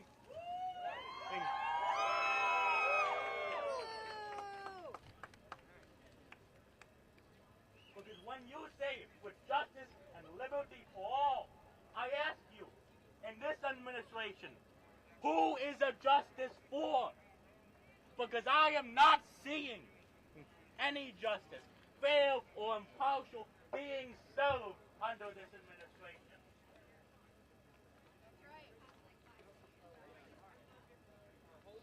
Justice for good! Justice for Freddie! Justice for good! Justice for Freddie! Justice for good! Justice for Freddie! Justice for good! Justice for Freddie! Justice for good! Justice for Freddie! Justice for good! Justice for Freddie! Justice for good! Justice for Freddie! Justice for good! Justice for Freddie! Justice for good! Justice for Freddie! Justice for good! Justice for Freddie! Justice for good! Justice for Freddie! Justice for good! Justice for Freddie! Justice for good! Justice for Freddie! Justice for good! Justice for Freddie! Justice for good! Justice for Freddie! Justice for good! All right, we're going to resume the march. Another reminder that water's over on that corner over there if anybody wants any. And they've been pushing it since campus, so don't feel bad about lightening their load a little. Justice for good! Justice for Brady! Justice for good! Justice for Brady! Justice for good! Justice for Brady! Justice for good! Justice for Brady! Justice for good! Justice for Brady! Justice for good! Justice for Brady! Justice for good! Justice for Brady! Justice for good! Justice for Brady! Justice for good! Justice for Brady! Justice for good! Justice for Brady! Justice for good! Justice for Brady! Justice for good! Justice for Brady! Justice for good! Justice for Brady! Justice for good! Justice for Brady! Justice for good! Justice for Brady! Justice for good! Louder, let them hear you! Justice for good! Justice for Brady! Justice for good! Justice for Brady! Justice for good! Justice for Brady! Justice for good! Justice for Brady! Justice for good! Justice for Brady! Justice for good! Justice for Brady! Justice for good! Justice for Brady! Justice for good! Justice for Brady! Justice for good! Justice for Brady! Louder! They can't hear you! Justice for good! Justice for Brady! Justice for good! Justice for Brady! Justice for good! Justice for Brady! Justice for good! Justice for Brady! Justice for good! Justice for Brady! Justice for good! Justice for Brady! Justice for good! Justice for Brady! Justice for good! Justice for Brady! Justice for good! Justice for Brady! Justice for good! Justice for Brady! Justice for good! Justice for Brady! Justice for good! Justice for Brady! Justice for good! Justice for Brady! Justice for good! Justice for Brady! Justice for good! Justice for Brady! Justice for good! Justice for good! Justice for Brady! Justice for good! Justice for Brady! Justice for good! Justice for Brady! Justice for good! Justice for Brady! Justice for good! Justice for Brady! Justice for good! Justice for Brady! Justice for good! Justice for Brady! Justice for good! Justice for Brady! Justice for good! Justice for Brady! Justice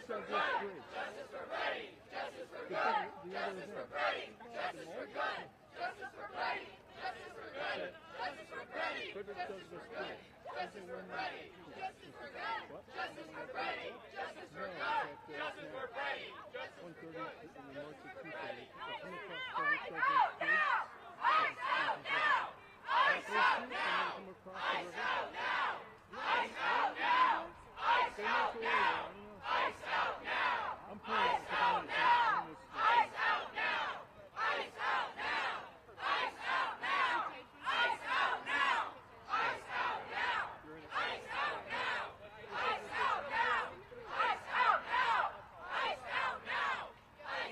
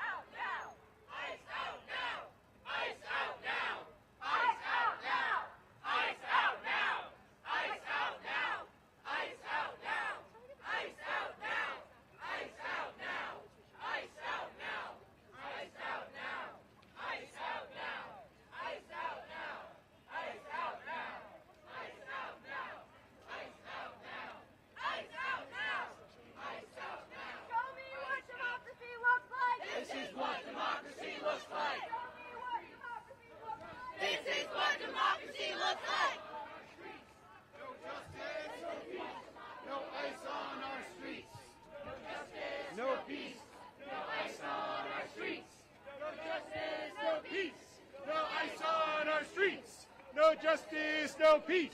No ice on our streets. No Justice, no peace.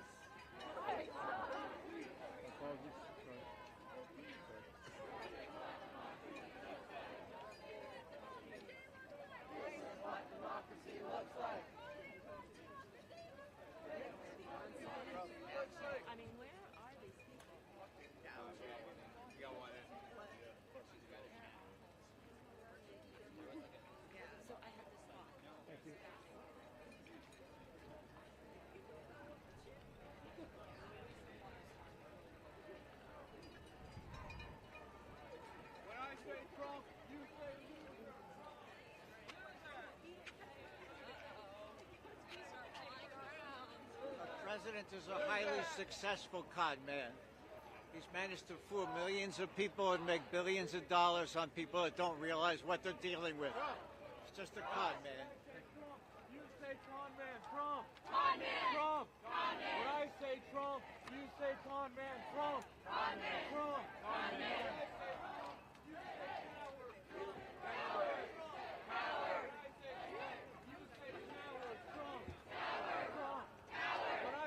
Go to that person, please. Go to that person, please, and I can assure you we can take care of whatever we need. We don't need to escalate nothing today because we keep us safe. Thank you. One more time for Nene Taylor, please. And can you put love and light in the air for yourselves? See, and that will be part of what we talk about today. Somewhere along the line, we forgot that the power lays with the people. So when you make noise for anything, when you put love and light in the air for anything, if it's not loud for you and the person standing next to you that's here today on assignment, then what are we doing?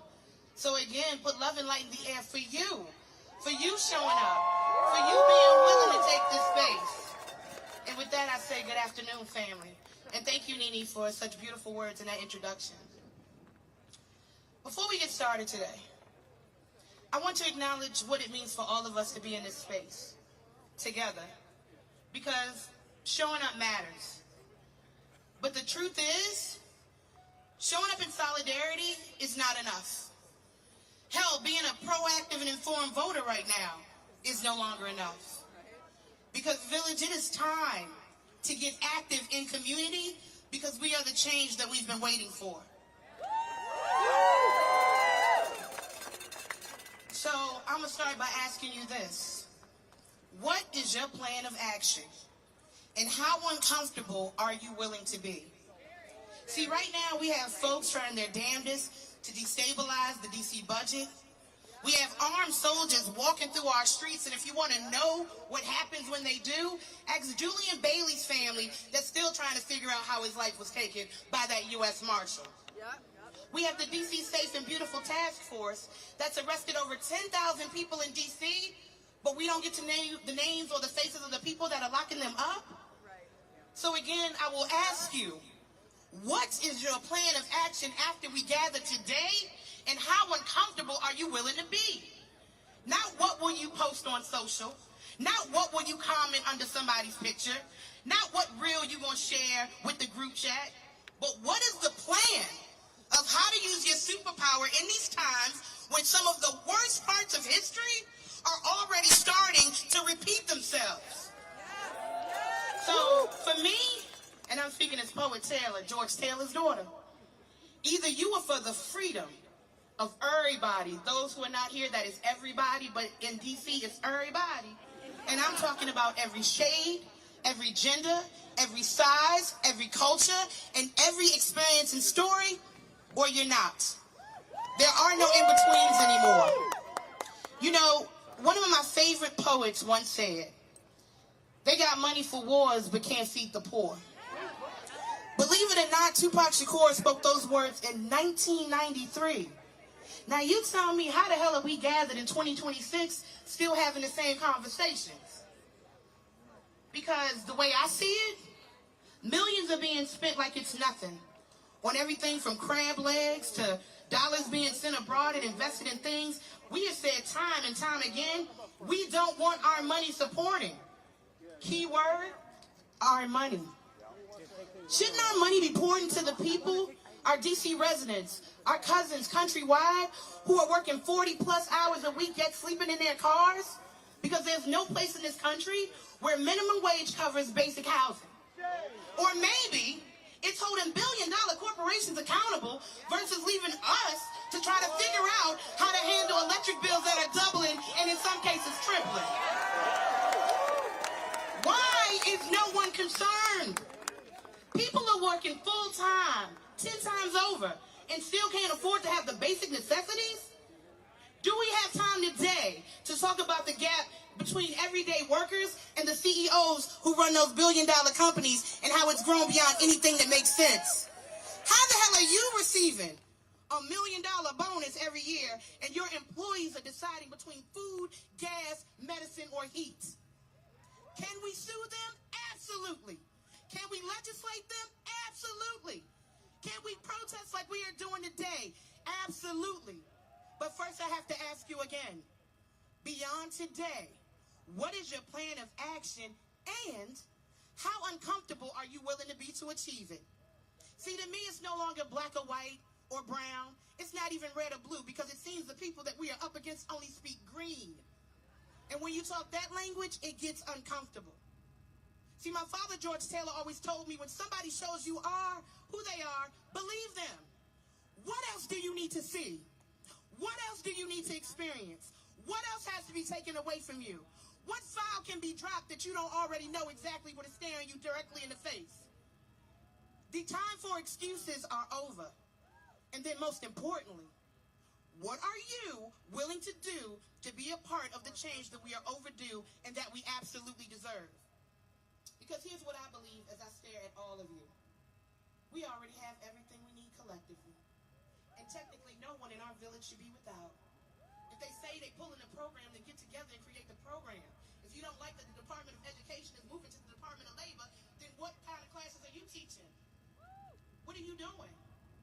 The posts are nice, the gatherings are nice, but without the action, nothing moves and nothing changes.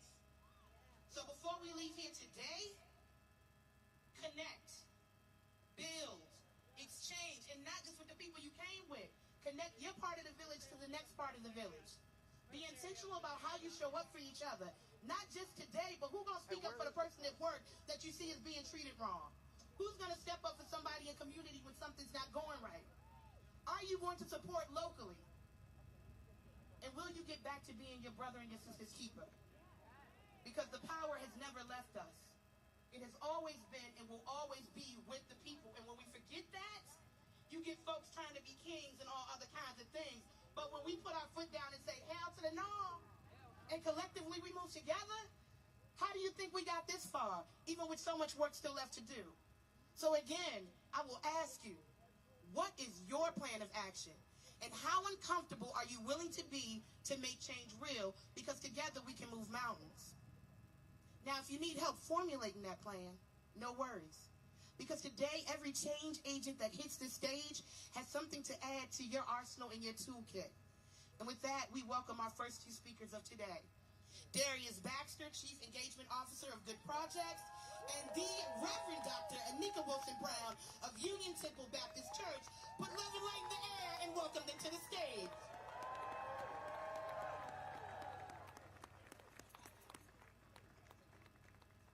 How are we supposed to follow that, Paul? Can we give another round of applause for the amazing poetess, please?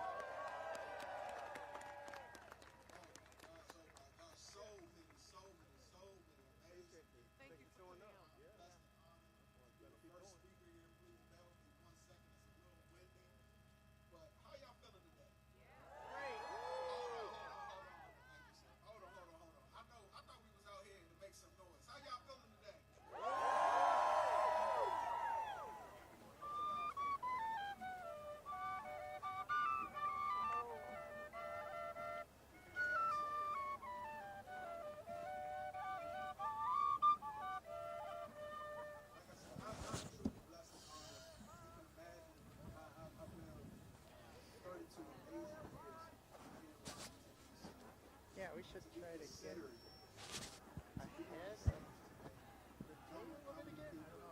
Do you want to try to see if we can get up? I know, I'm wondering if that's a faster that might be run up than this. Yeah. And at least then we'd be ahead of all these. Yeah. Also, I'm hoping that by trying to focus on like taking like wheels of change, like talking to the people in the wagon, the people on the bike, one of the older folks in a wheelchair. But regardless of that, I'm excited to see that people care enough about the future of this city. More importantly, the future of this country. To show up today, yesterday, years ago, you keep showing up. And I know in the future you guys are going to keep showing up, and that matters. Because throughout history, progress has never happened by accident. It has happened when ordinary people decided that their voices deserve to be heard. And standing here today, near a bridge named after Frederick Douglass, I can't help but think about another bridge in American history. Because there was a time in this country when people marched across the Edmund Pettus Bridge simply to be treated as full citizens. Unlike us today, that will met with violence.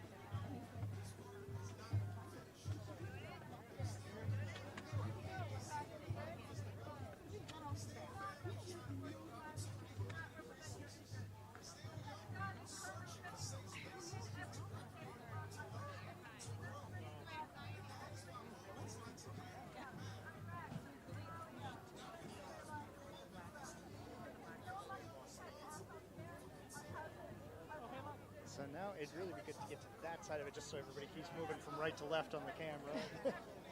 And into the sun. Oh, wow.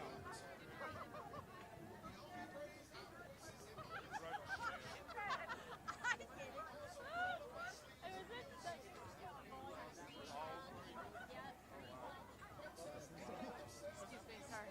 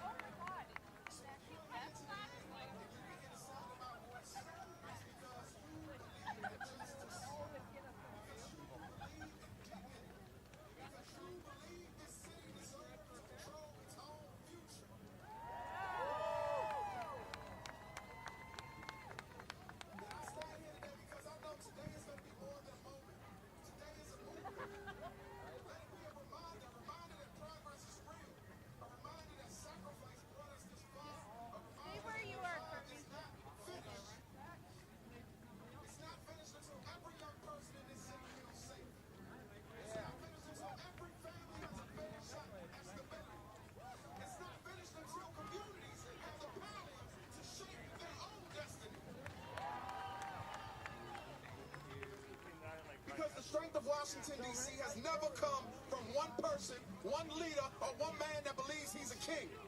It's come from the people. ¡Viva la raza! Golly, I should have been past it. My grandma was If we stay united in purpose, if we stay disciplined in our actions, and focused on building opportunities where it's needed most, the next chapter of this city is going to look much different. And it's not going to be written by Donald Trump. It's going to be written by every single person that my eyes are laying on today. My name is Darius Baxter. I'm proud and honored to serve as the founder and executive director of Good Projects. Free motherfucking DC.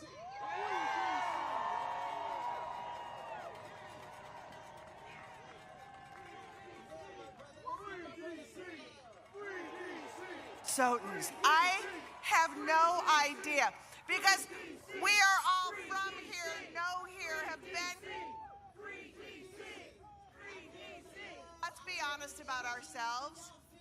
We are not the most welcoming in the best of times when people move here, right? You've had people move here because they got a job at Best Buy, and it's like, it's gonna take you about 15 years to actually tell them your middle name. You really want to trust them. So when thugs show up wearing Carhartt, doing bad, we are like, oh hell no, goodbye.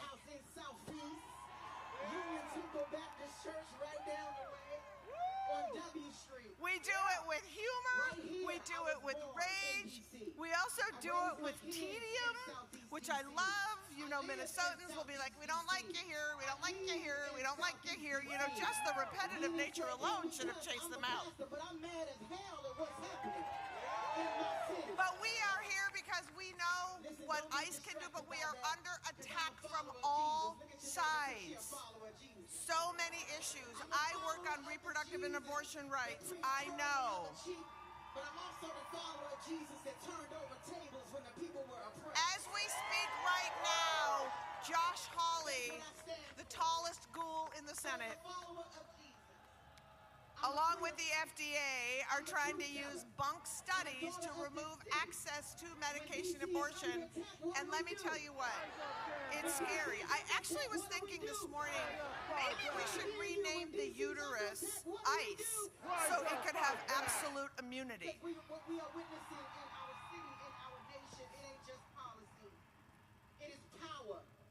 But I'm so proud of you. You chased out of this state pure evil. You chased them out. Hell no. You chased out the fun-sized fascist Greg Bovino. You chased out that evil Kristi Noem. Kristi Noem is so evil, I'm starting to think that her dog took his own life. Just couldn't take it. Is this my future? I need to get out. I'm taking the goat with me. All right.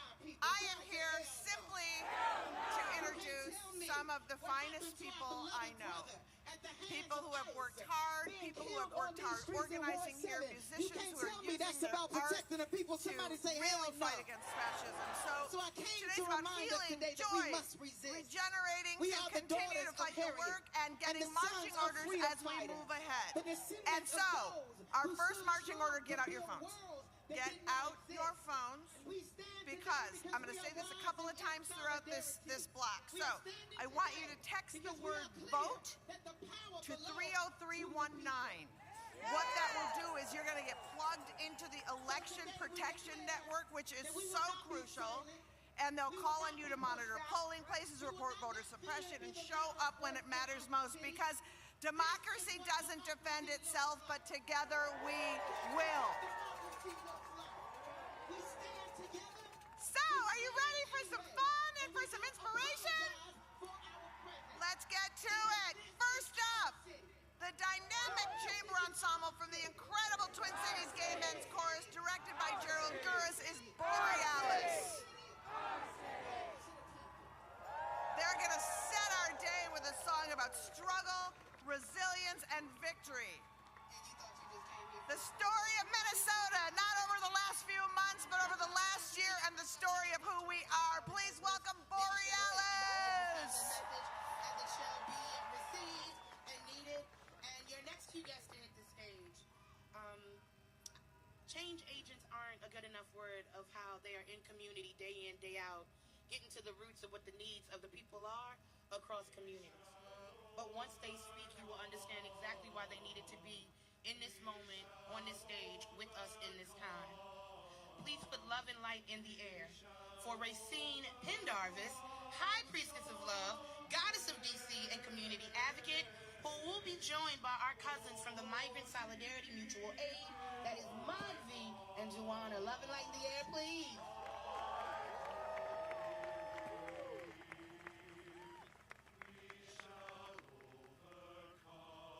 Good afternoon, family.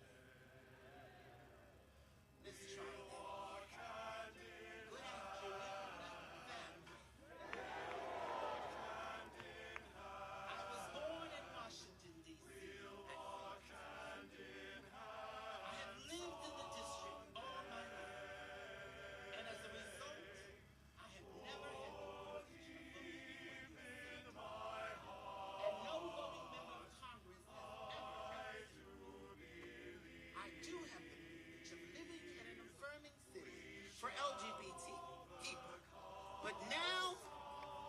For the first time in my adult life, I have to wonder for how much longer. The U.S. Congress and the federal government has interfered in local affairs since the beginning of home rule. But they seem determined to start treating us as a colony, overturning laws and having the nerve to mess with our money. I've watched my hometown change drastically over the past several decades, often because of gentrification. But now we see things being transformed because of Negro. From the destruction of the East Wing of the White House, to the closing of the Kennedy Center, to the removal of bike lanes, all of it unnecessary.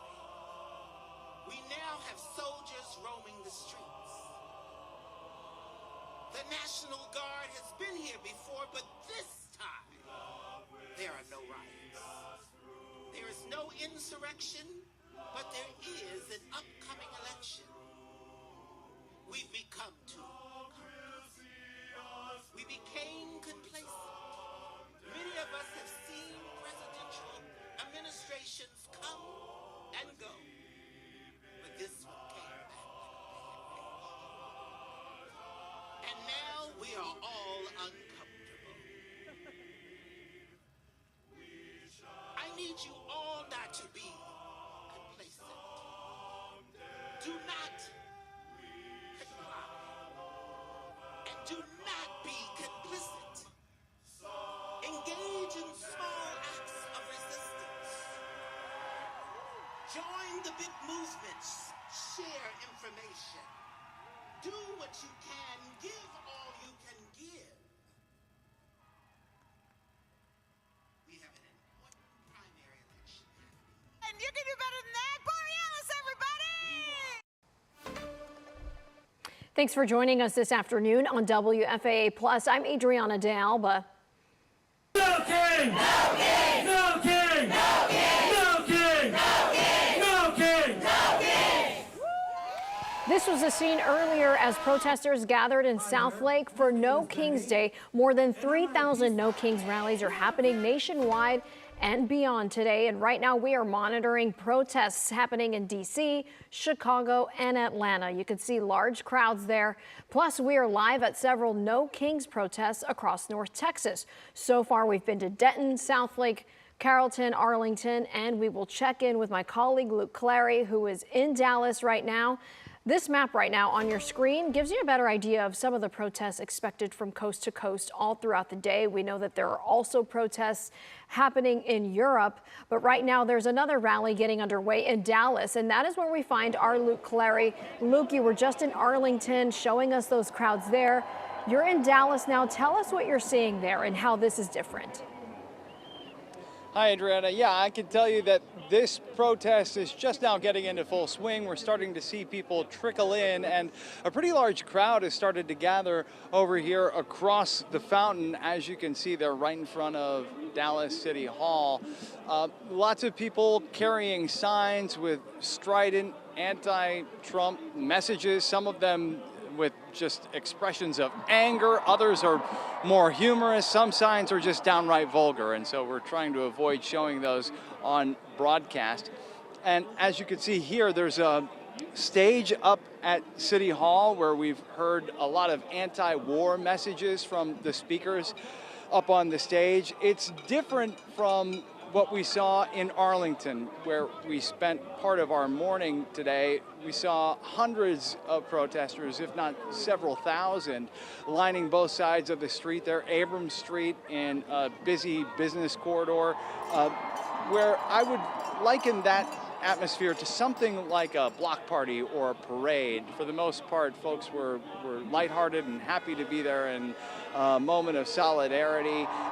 Let's go ahead and check in with the organizer of that Arlington protest. Here's what she had to say about their message. We really want to stop Trump. Stop him from raising gas prices and food prices and coffee prices and all of our other prices, and then taking away our health care, taking away women's rights. I'm a retired engineer. I worked for a living. I need to be able to pay my bills too. The organizer there said that she's hopeful that things like this, protests across the country, will energize Democratic voters as they look ahead to the midterms in November. Adriana?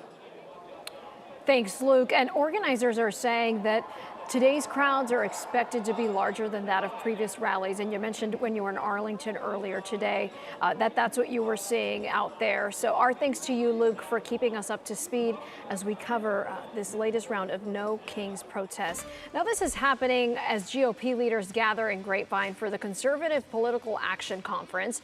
It's expected to run throughout the weekend. Governor Greg Abbott will be there along with other Texas Republicans, including Ken Paxton, Ted Cruz, Chip Roy, and Mays Middleton. They'll speak about their goals for the Republican Party, and we are streaming that conference live right now on WFAA+. Trust that we will keep an eye on these demonstrations in North Texas and nationwide all throughout the day with special team coverage. So make sure you keep it right here on WFAA+ for the latest. 'Cause when they hurt me, yeah, they hurt you.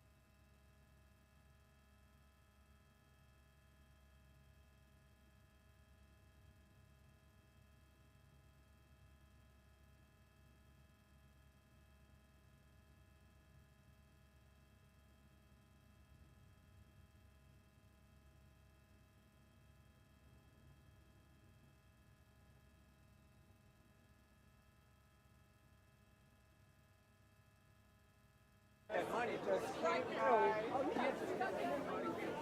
Now I need to know which one that was.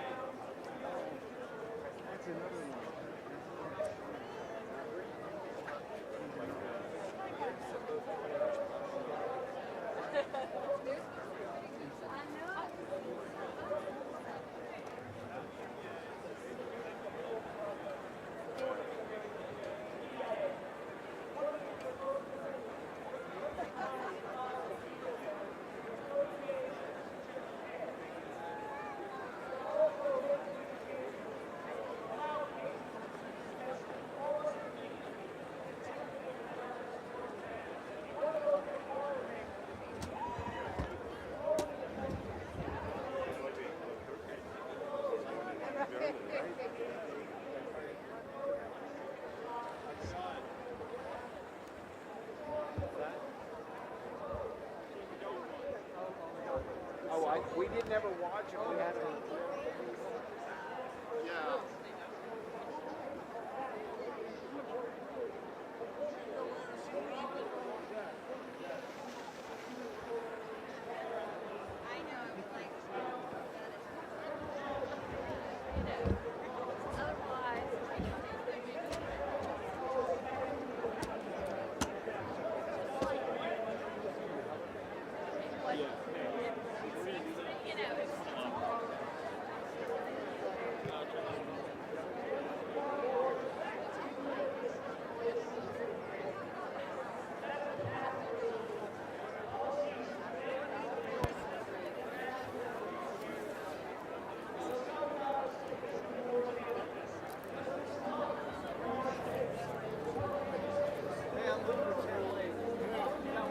Outfits we've seen here today. Would you mind if we, only if you get the sign.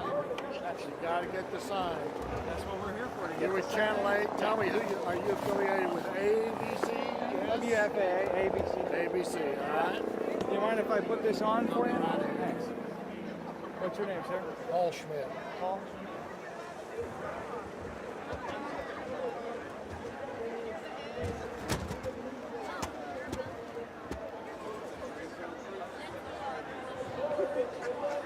We'll see. We'll see. We'll just look right here. Okay. And would you say your first and last name? Paul Schmidt. How do you spell it? SCHMIDT. Cool. Can you explain what you've got here? Well, the point is, Trump always chickens out, but he's doing it at the cost of Americans' lives, Americans' economy, Americans' well-being, and global disarray. And it's pathetic, and it's weak, and it's unnecessary, and I'm really disappointed that we have put ourselves in this circumstance. It would never have happened without GOP rolling over and not doing their job, doing what every Congress should do, to pass laws, to hold the other facets of government accountable. Be willing to look in the mirror. America has been great because we can look in the mirror and we can improve.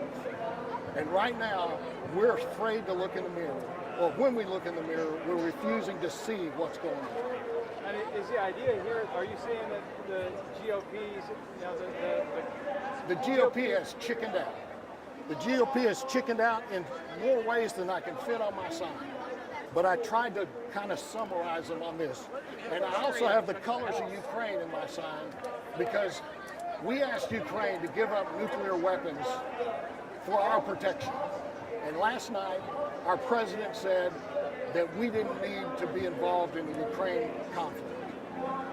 What are your thoughts on the Iran conflict? I'm very concerned for the lives of our soldiers.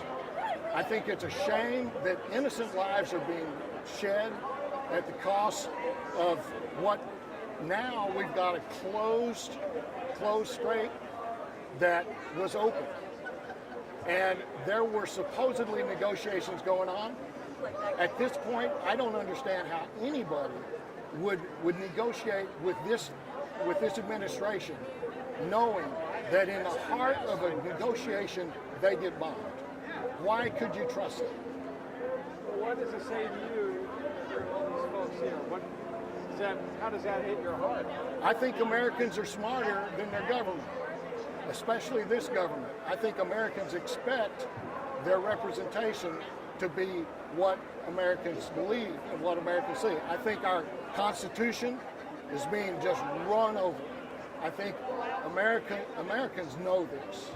And the difference is that 435 people in the Congress and one person in the White House and a Supreme Court that has decided that that one person cannot be held accountable has created a huge mess. And safe to say, you feel like things are going pretty bad right now. Are there reasons for hope? This is the reason for hope. We're still at least able to protest, but for how long? And already we've got large medias that have been silenced, bought up by billionaires. This is an oligarchy, and it's fascism. And that's not who we are. It's not who I want to be, and I don't believe most Americans want to be there. Thank you so much. Thank you. Thank you. Appreciate it. Oh, yeah. Oh. This will be on tonight on Channel. Thank you.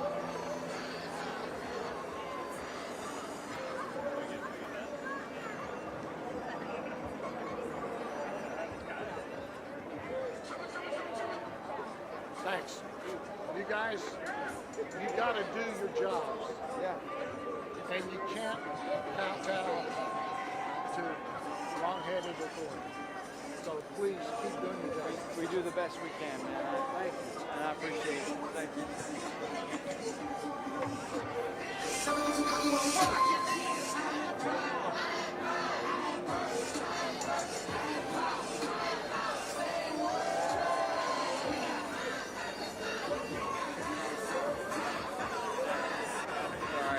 We don't typically do that, but you'll see it in the full.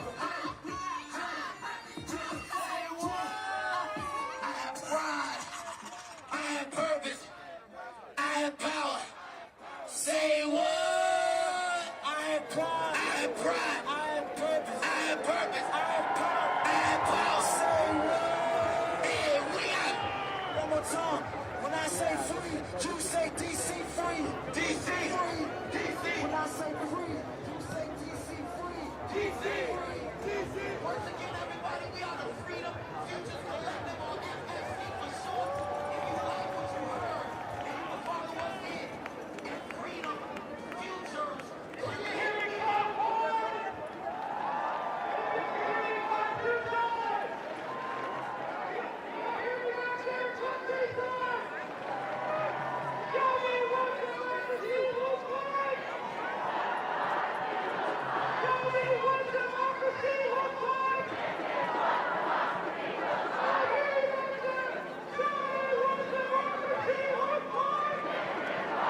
Let me see your sign. I've been looking for you.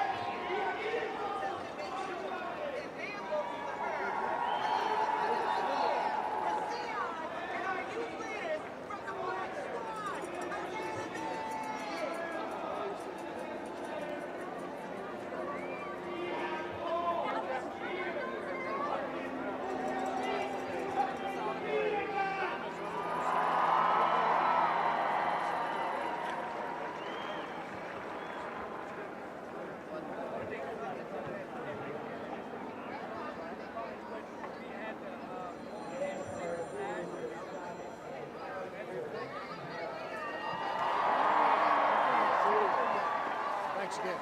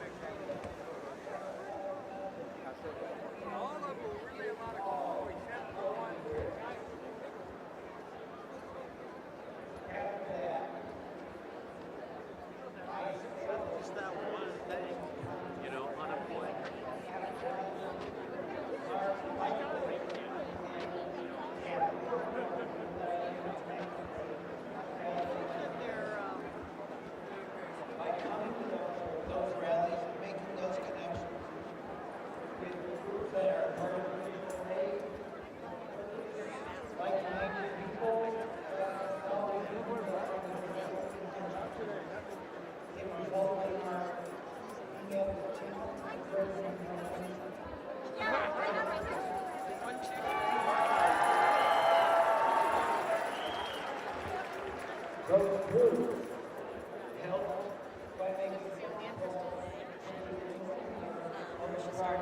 attacking. by attending town hall meetings, posting videos on social media.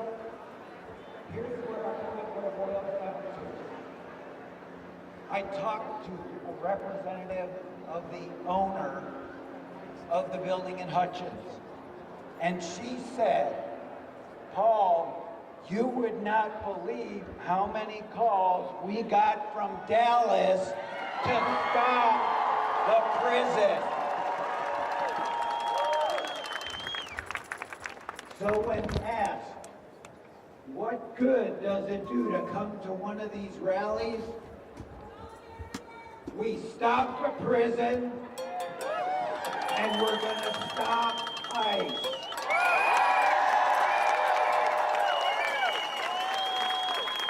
We're going to stop them in multiple ways, but I also have the honor, and please give a round of applause to this brave young man. And he is going to speak out for those that are still the children in Dilley that are being detained there. So I want you to give a round of applause to Liam right here.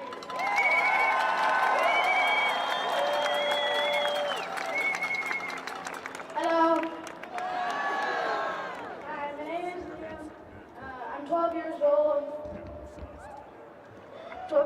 And I'm here to share an important letter from a girl in the Dilley Detention Center. So, okay. My name is Ariana. I'm 14 years old. I'm from Honduras. I've been detained for 45 days, and I have never felt so much fear to go to a place as I feel here every time. Every time I remind myself that once I go back to Honduras, a lot of dangerous things could happen to my mom. My younger siblings haven't been able to see their mom in more than a month. They're very young and need both of your parents when you're growing up. Since I got to the center, all you feel is sadness and mostly depression. When people have their courts, the longest they'll last is 15 minutes. Our rights are not being provided. Arrests are happening when people don't even have any type of order. Arrests are happening illegally. It's sad to hear that people cases are being denied and are getting sent back to their country. Places where they are escaping from and are looking for protection and want to feel safe. Not a lot of people know what is happening in the centers where immigrants are placed at. I haven't been getting any school time. Every single person here had their jobs, they had their lives. They aren't any danger to this country. I've been in this country for 7 years, and those 7 years, my mom and I found a home and made a bigger family. I have never been separated from my siblings, and it's honestly sad because they are little and they need their mom and sister. Yeah, they're with their dad, but it's still different for them. And my mom and me. Since the day my mom and I got detained in Manhattan, New York, my life was instantly paused. From my knowledge, you can't be under custody for more than 15 or 20 days. Well, here in Dilley Immigration Processing Center, people have been in this place for 7 months, 5 months, and 4 months and 2 months. It's not fair that the ICE officers are not following the laws. All kids are being damaged mentally. They witness how they are being treated. They don't have schools or doctors. All they have are nurses if you need medical attention. The longest you have to wait is 3 hours, but to only get medicine, pills. Anything you need takes a while. There are various viruses. People are always sick. Serious situation happens and the officers don't take them serious enough. There are no consequences. They don't care.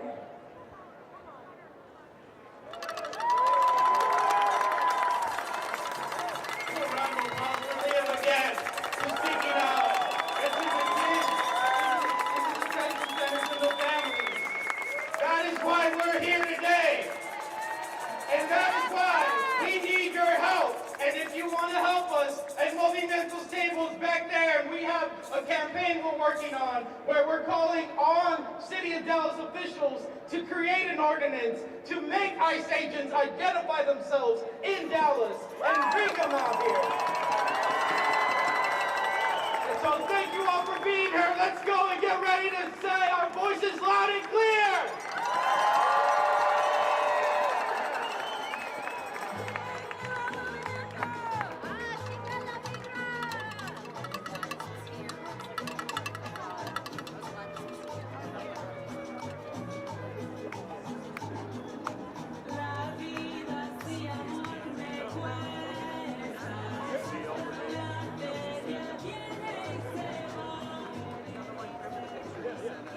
Hey, Dallas! Okay, two things. Number one, y'all are being so patient. We're running a little behind schedule. I am so grateful for your time, for your energy. I know you're anxious to march. It's fixing to happen. We have two more incredible speakers for you. You have to hear these people. This is why we're here. We are not just here to be seen. We are here to listen for how we can help. So if you'll bear with me for about 10 more minutes, we've got two more speakers, and then we're going to head out to march, okay? Y'all with me? No kings, right? No kings. All right, 1 second. I'm going to introduce to you Noemi Rios, who is the founder of Vecinos Unidos, DFW.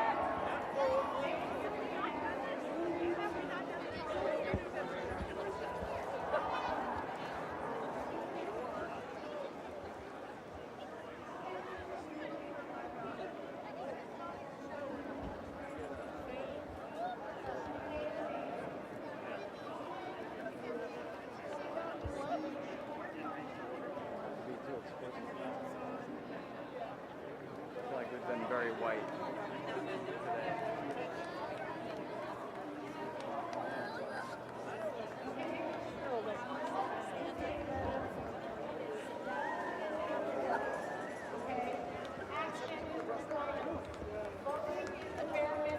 Which is why I am not going to emphasize that you should do it, because we are way beyond that.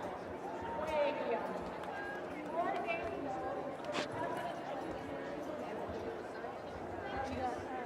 Artists are counting like that. So for 2 years I took counting. I remember. And so whenever we got it back in the repossession, it's just us, security in there from over by one main place. So we moved out of there, moved over here, much closer to home. we are 1 year old, and let me tell you what we've done in our 1 year. We have removed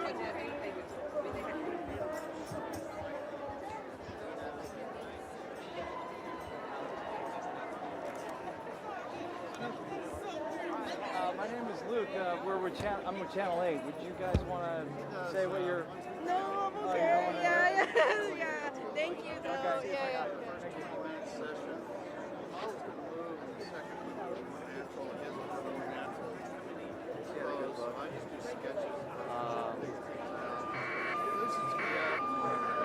Oh, yeah,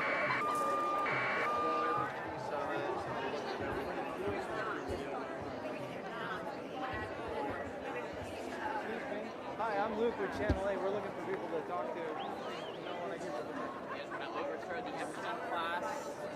Any revolutionaries?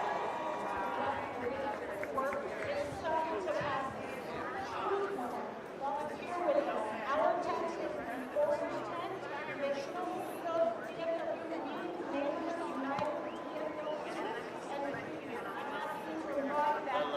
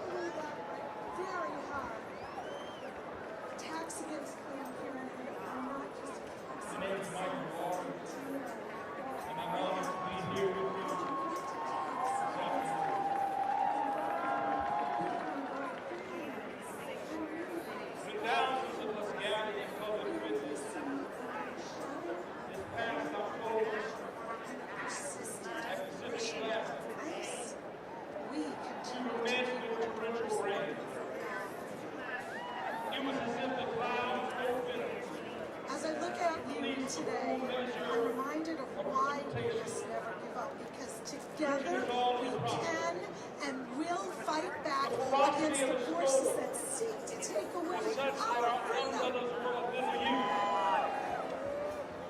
As the relentless rain cascaded down, I watched many of us decide to face the storm head on. Overrated arms and rebels Sorry, I know. I was so proud to get my social content. I know. I'm sorry. Should have known. I know. It was too bad.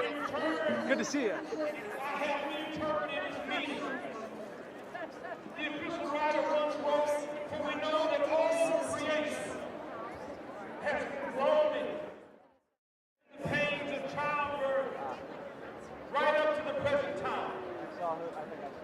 Friends, what if the torrential rain that cascaded down was not just rain, but what if it was the weeping of creation for the sorrow that was present and for the sorrow that was soon to come?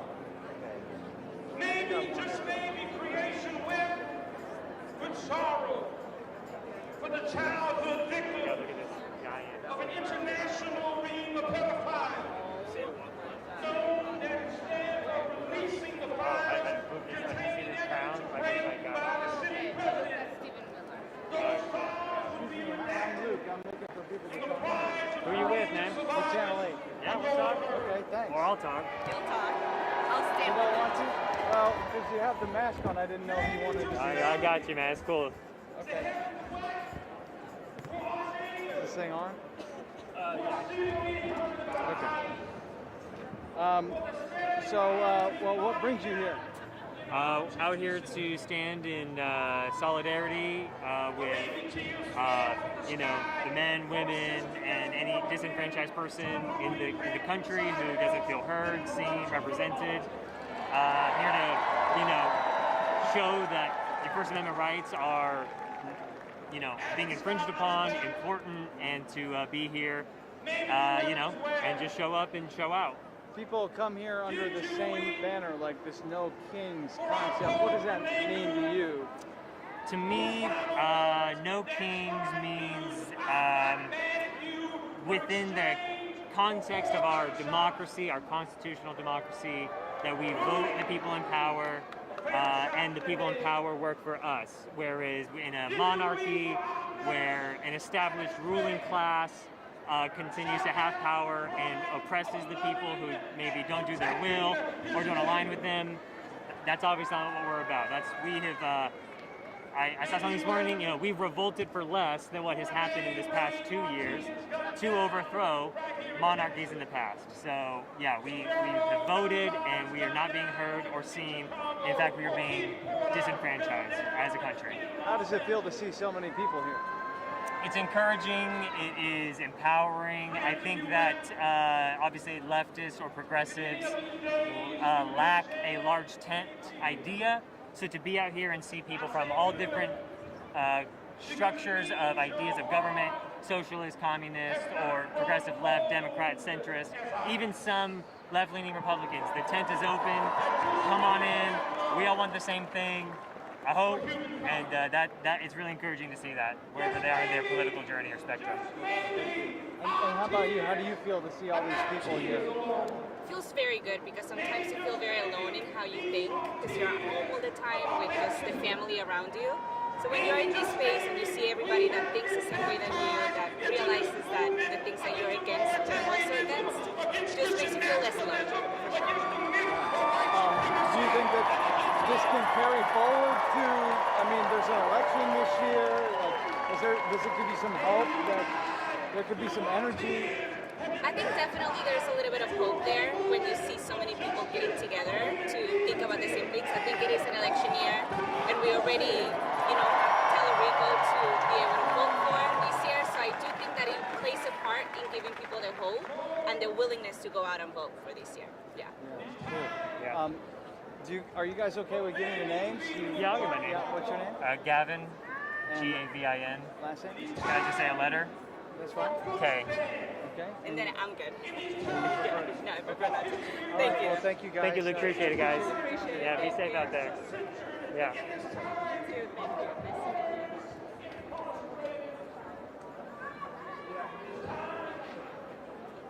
Peaceful protesters extinct. It is time of equitable access denied. It is time of family separated. It is time of entering without warrant. It is time of conviction without due process. It is time of voting like slaves. It is time of pain and trees.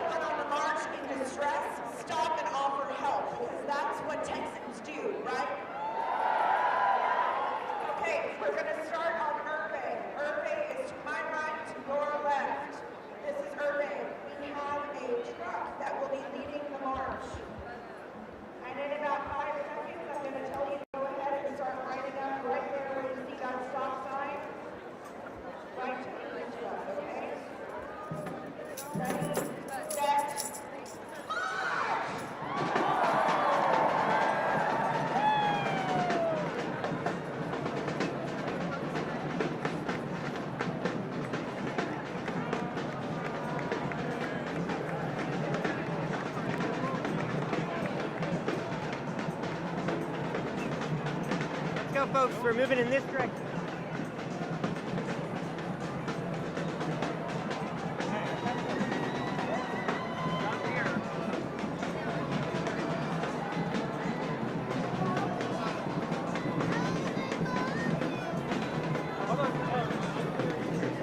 Sharp.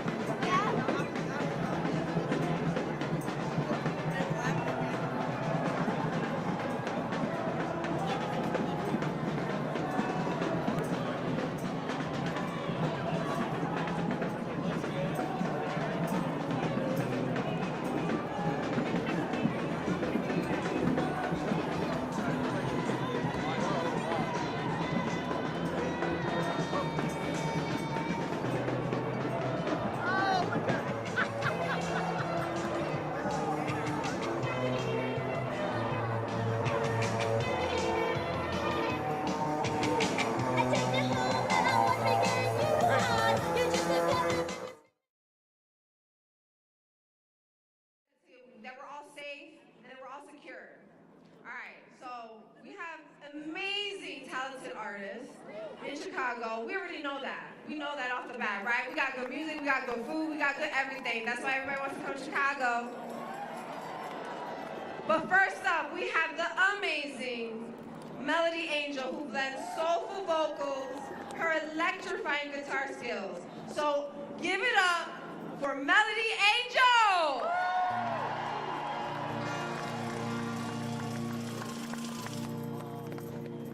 I was born by the river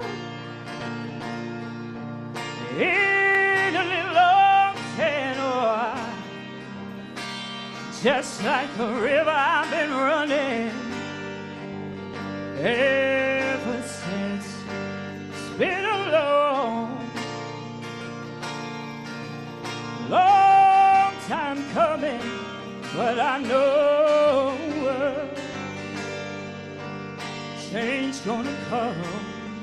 Oh, yes it will. It's been too hard living, but I'm afraid to die. So I don't know what's up there beyond.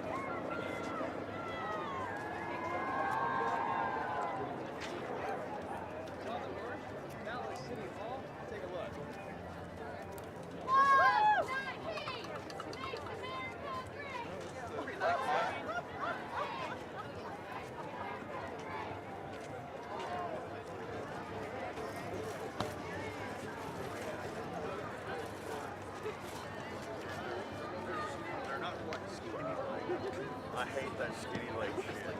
That's funny. It was way more momentum. There was way more momentum behind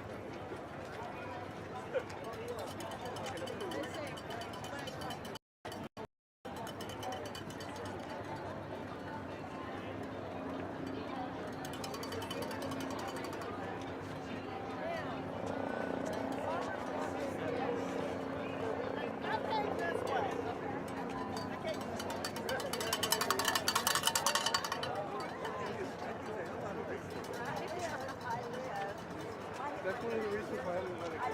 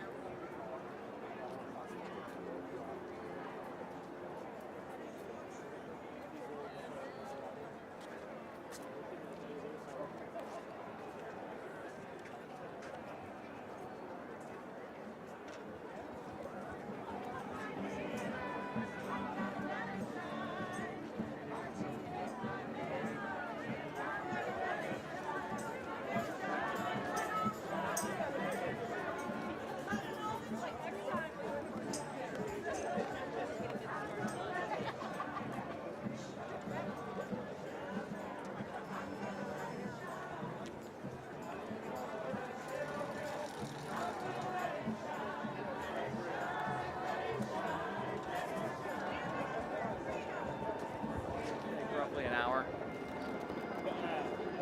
Route more specifically. They said we're not going to.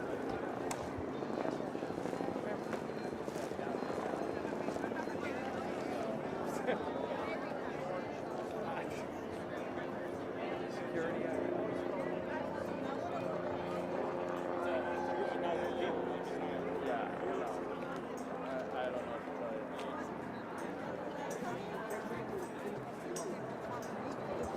I don't think so. I'm on Hampton Camp Wisdom.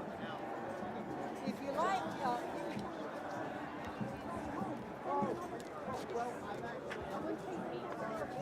towards, you know, like conservatives, Republicans, and so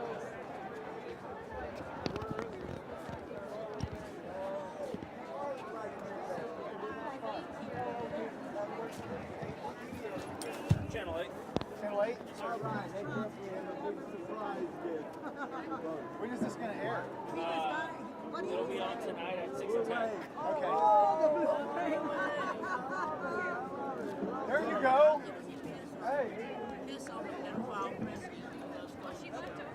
I got another one.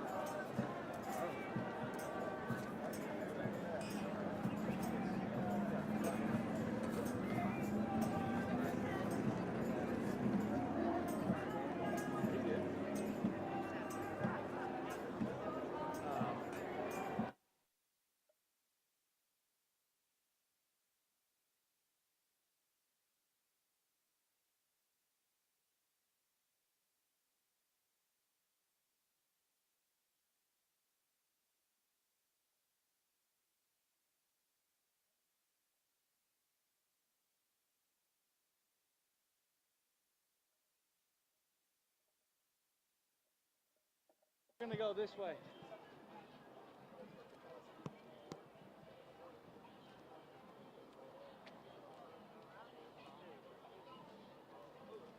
see what you're doing. Sorry. Yeah, like on that.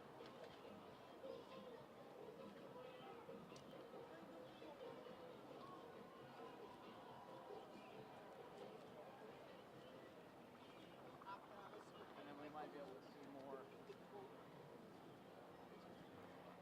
Yeah, I gotcha. Sorry, we almost.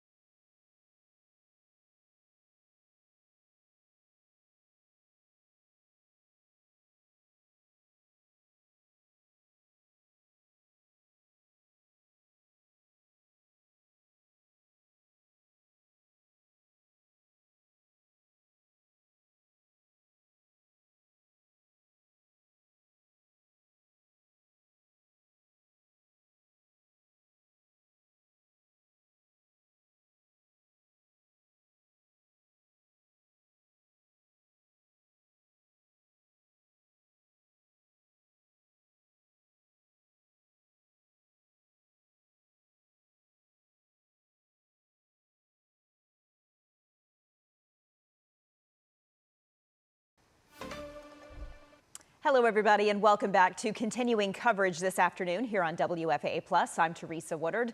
We are monitoring several protests that are underway coast to coast and right here in North Texas. These are all called No Kings rallies, which is a movement against the Trump administration. More than 3,000 of these No Kings rallies are happening nationwide today, and we are keeping an eye on some of the larger demonstrations in Washington, D.C., Chicago, and Atlanta. And there are, of course, several here in North Texas as well. No king! No king! No king! No king! No king! No king! No king! No king! This is not only happening in big cities. People are gathering in the suburbs as well. This was the scene earlier today in Southlake. We have seen hundreds also rallying in Denton, Carrollton, Arlington. And we will check in with our Luke Clary, who is in the city of Dallas, in just a moment. Let's give you an idea of where these are happening. This map on your screen gives you a vision of where some of these protests are planned, not just here in the U.S., also outside of the U.S. throughout the day.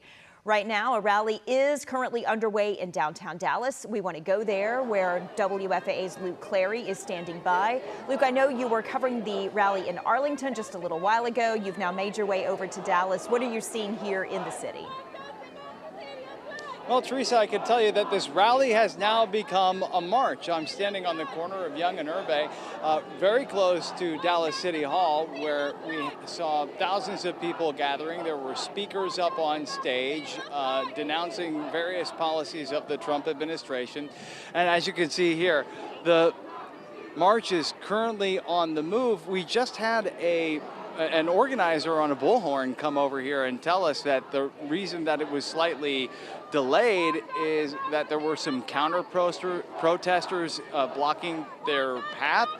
They said that that issue has been resolved and therefore the crowd is on the move once again. But as you can see, it looks like they're moving very slowly as they wind their way through downtown Dallas. I talked to another organizer who said that they expected this to last for roughly an hour before this crowd makes its way back toward City Hall.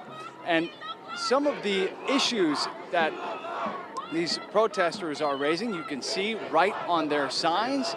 The signs are very colorful, some expressions of anger out there, others are more humorous, and some are just downright vulgar, and so we're trying to avoid showing those on broadcast for you.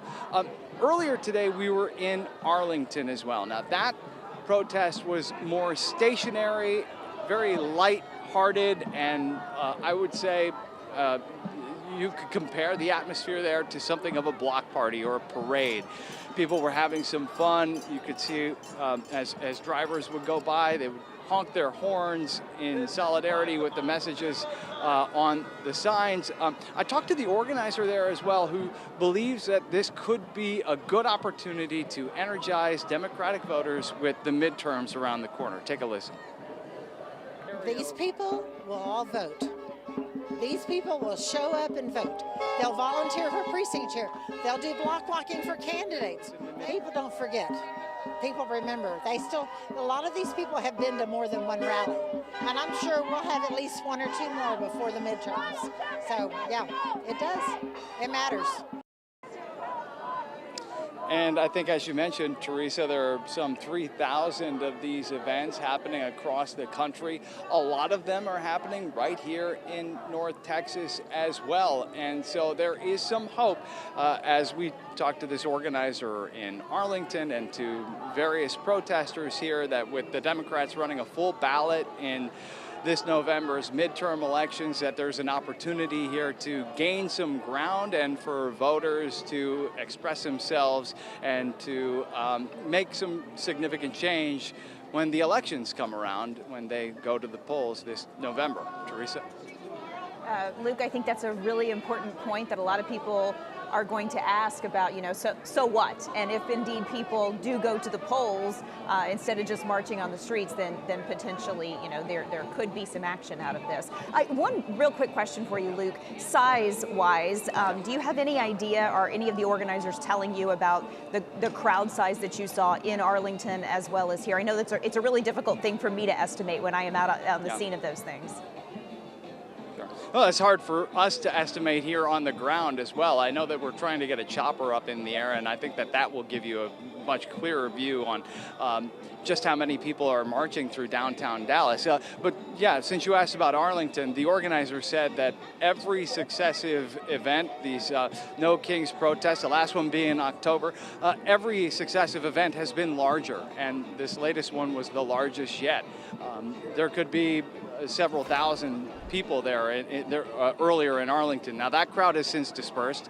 I've heard that we now have a chopper in the air, so you might be able to see from a bird's eye view now of this crowd marching through downtown Dallas. I'll tell you, just from my vantage point, when I first arrived here at Dallas City Hall, I would have estimated, a few thousand people. So you may have a better idea than I do at this point. But okay, yeah, I'm looking at the image myself here now. Yeah, so clearly thousands of people.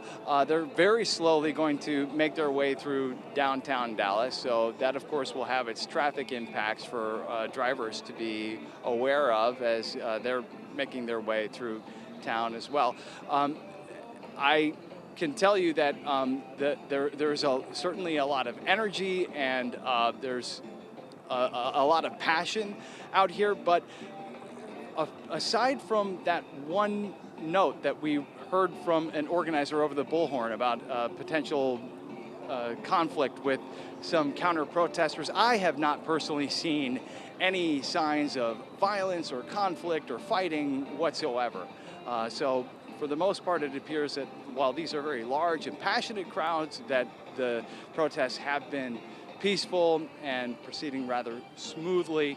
And so we can only hope that it continues that way as we get into the later afternoon, Teresa. All right, Luke Clary live for us in downtown Dallas. We appreciate it. Thank you for all of your coverage. And as you were saying, Luke, you were mentioning that chopper shot that we did have. I don't know if we can bring it back up, but we could see, lots of Dallas police are escorting the folks there along that route. That's certainly something we like to see, because it does, like you said, Luke, kind of mean that, police are helping them along the way, and that potentially if there were any counter protesters, that, they are maybe able to keep the peace. But again, here's one more live shot from our helicopter that's over the scene here in downtown Dallas, and you can see it's a kind of a logjam there. A lot of people slowly just making their way through the streets of downtown Dallas. I would imagine this is probably the path we've seen a lot of these protests take before, where they leave Dallas City Hall, they go north, and then they make a left. I can't remember exactly what street they turn left on, but they go over by the Bank of America building and then come back down to City Hall, sort of making a big square throughout the streets of downtown Dallas. So we are going to continue to monitor the situation there. Luke Clary, we appreciate your live coverage. I know we'll probably see you again in the next couple of hours here on WFAA Plus, and later tonight on our newscast on WFAA as well. We do want to tell you a little bit more about what's happening nationwide. The main rally today is happening at the Minnesota State Capitol. That's just getting underway. That is going to be streamed live as well, and we will try to bring you a little bit of coverage of that later on. But I do want to tell you what else is happening in Dallas or in the North Texas area, because this is a large gathering place right now for Republican leaders in Grapevine. This is a live look at the Conservative Political Action Conference. You can see right there, that's Congressman Keith Self from Collin County, who is addressing the conference. It's better known as CPAC.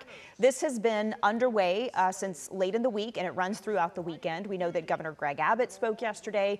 Some other well-known Texas Republicans who are on the upcoming ballot in May in the runoff, including Ken Paxton, the current Attorney General, who's running for Senate, of course, against John Cornyn, who did not address CPAC this time.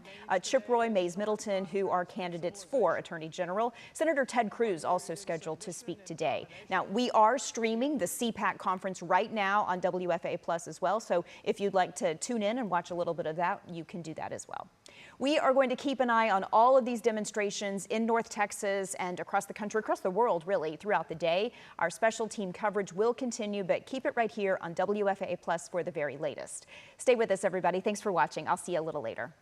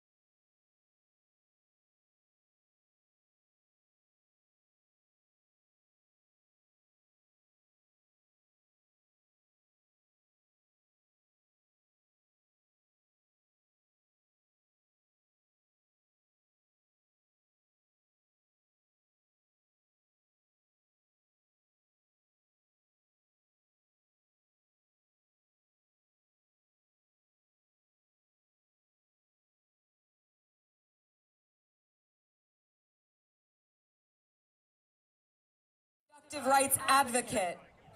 ¿Qué conecta a quien lucha por los derechos de inmigrantes, como yo mismo, a quienes defienden los derechos reproductivos? What connects the flower child of the 60s who never stopped resisting and the student leader rising up right now? ¿Qué conecta la alma libre de los años 60, cual nunca dejó de resistir, al líder nuevo estudiantil, cual está empezando a organizar en este momento? What connects all of us? It's deeper than one single issue. ¿Qué es lo que nos conecta a todos nosotros? Es más grande, más profundo que cualquier una solamente cosa. It's collective liberation. It's the belief that freedom is not just for the privileged few, but a promise for all of us.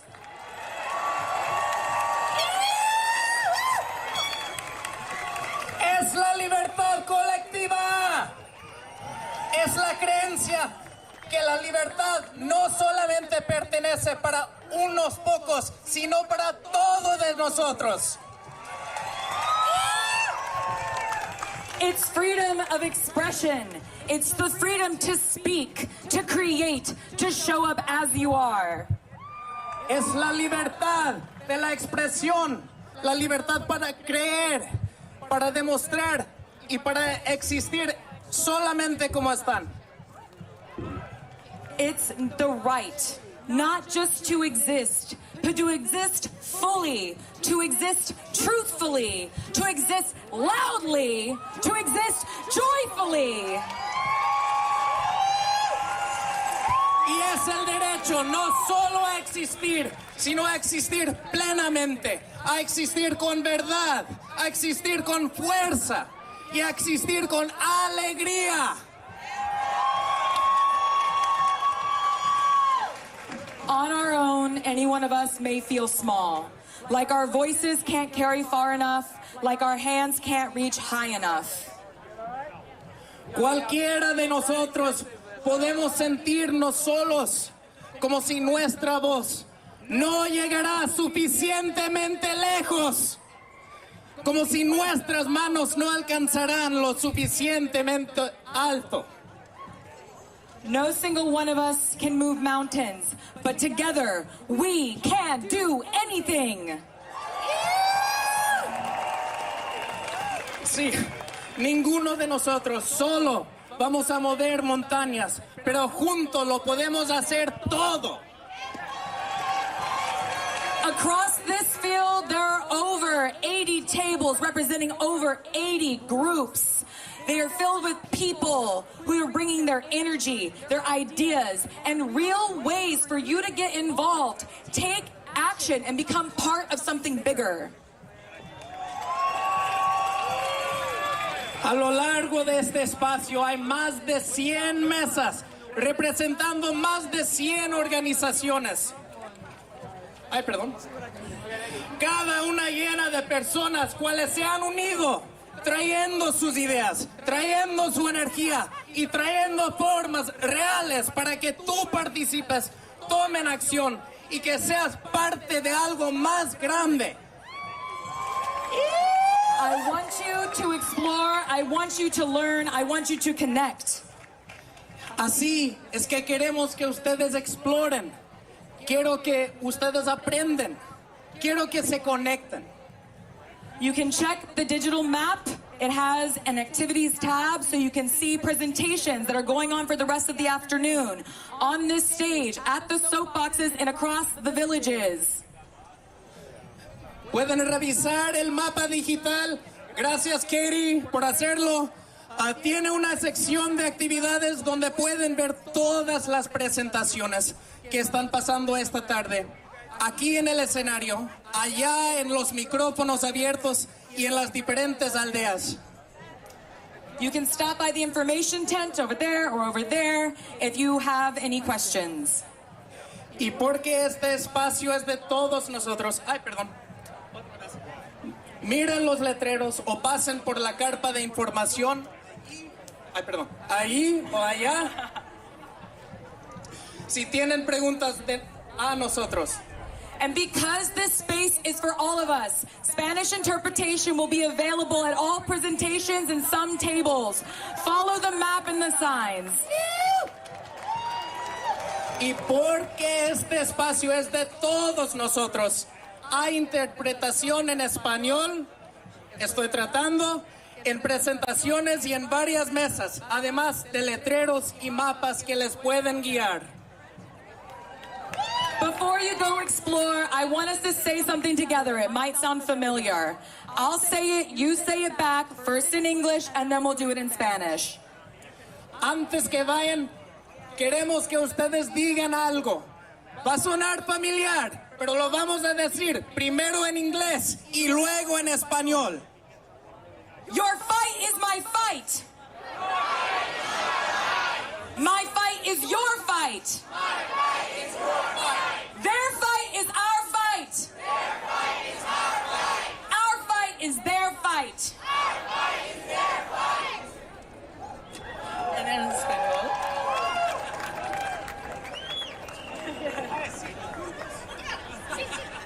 Ok. Mi lucha es su lucha. Mi lucha es tu lucha. Tu lucha es mi lucha. Tu lucha es mi lucha. Nuestra lucha es su lucha. Nuestra lucha es su lucha. Su lucha es nuestra lucha. Su lucha es nuestra lucha. Yes. Incredible. This is how you show up. This is how you move mountains. This is how we win. Así es como venemos. Así es como movemos montañas. Y así es como vamos a ganar. Gracias, Austin. Gracias. Thank you.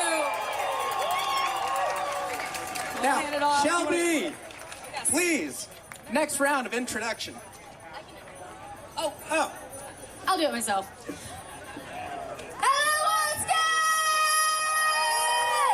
¿Qué pasó, Austin? ¿Qué onda?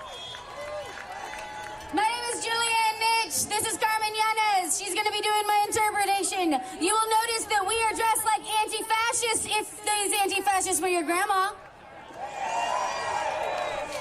Esta es Julianne Nitch. Yo soy Carmen Yanez. Voy a interpretar. Y estamos aquí vestidas como antifascistas, pero como la antifascista de su abuela. I am honored today to be speaking on behalf of Adrienne Boku. Her father has been held at Alligator Alcatraz, and she has written a letter that she would like me to read to all of you. Es nuestro honor leer el testimonio de Ariane Bettencourt. Su padre fue detenido y está detenido en Alcatraz, Alligator. My name is Adrienne Bettencourt. Mi nombre es Ariane Bettencourt. My father, Justo Bettencourt, has been detained by ICE since October 29th, 2025. Mi padre, Justo Bettencourt, ha estado detenido por ICE desde el 29 de octubre 2025. He was detained during a routine check-in. Fue detenido durante su cita regular con ICE. The moment he was detained, my life changed. Fue en el momento que fue detenido que cambió mi vida. Every aspect of my existence has become political. Cada aspecto de mi existencia se ha vuelto política. I have had to witness his human rights being violated. He visto cómo violan sus derechos humanos y cómo la Constitución es totalmente ignorada cuando se trata de oprimir a las personas de color. And how the Constitution has been fully dismissed when it comes to addressing the oppression of people of color. Toda mi vida está dedicada ahora a la liberación de mi padre, así como la liberación de todos aquellos que están siendo sometidos a este sufrimiento. My entire life is now dedicated to my father's release, as well as the release of all those being subjected to this suffering. Desearía poder estar ahí hoy con él. Desearía poder estar en todas partes a la vez, porque necesitamos más personas como yo, como nosotros, que defiendan a nuestras familias. I wish that I could be there today. I wish I could be everywhere all at once, because we need more people like me, like us, to stand up for our families. Realmente, en realidad, esa lucha cae sobre nosotros, los hijos de inmigrantes, la responsabilidad de honrar sus sacrificios. It is really on us, the children of immigrants, to stand for their sacrifices, to break those generational curses of suffering and silence. Y también cae en nosotros de romper esas maldiciones generacionales de sufrir en silencio. My story, like so many others, is sad, but I don't want people to focus on that.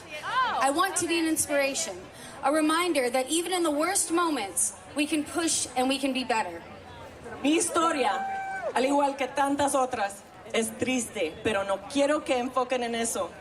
Quiero que sean inspiradoras.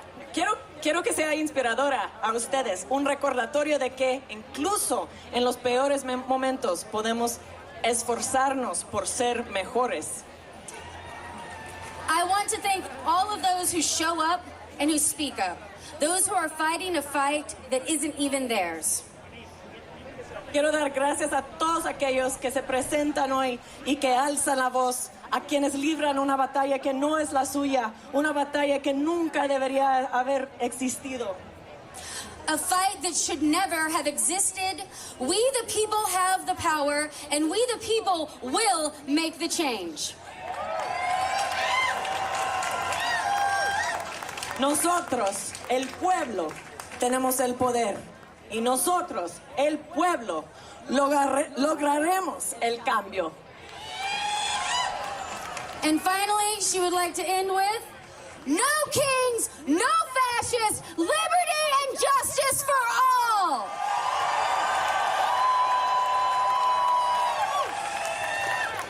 Y por final ella quiere decir no a los reyes, no a los fascistas, libertad y justicia para todos. One more time for all our speakers and organizers. Give it up one more time. All right, a couple things before we go. Part of a liberated world is making sure we take care of our home, which is planet Earth. So please pick up any trash on your way to your final destination. I'm going to interpret for you real quick. Oh, okay, yeah, go ahead. Ok, queremos dar gracias a todos los oradores. Gracias por estar aquí. Y también nos vamos a cuidar uno al otro, y eso incluye a la Madre Tierra. Entonces, antes de que se vayan, queremos decir esto. Second thing, I'm going to make sure everybody is going to stop by at least one organization table, right? Segunda cosa, vamos a asegurar que cada uno de ustedes paren en uno de los techos puestos aquí para aprender más. Third thing, also in the back, we have a constitution, a new constitution being written by the people, we the people. Please sign your name on that. Y tercera cosa, allá atrás tenemos una constitución, es una nueva constitución escrita por la gente, para la gente. 4, trainings and speeches will be available at many of the tables around, so please do that. And then the last thing, I'm going to play my favorite Bad Bunny song because I can. Ok, cuarta cosa. Wait. No. Ok, cuarta cosa, hay entrenamientos y talleres, pláticas que vamos a tener, aprenden más, y últimamente vamos a tocar por Bad Bunny porque es su canción favorita.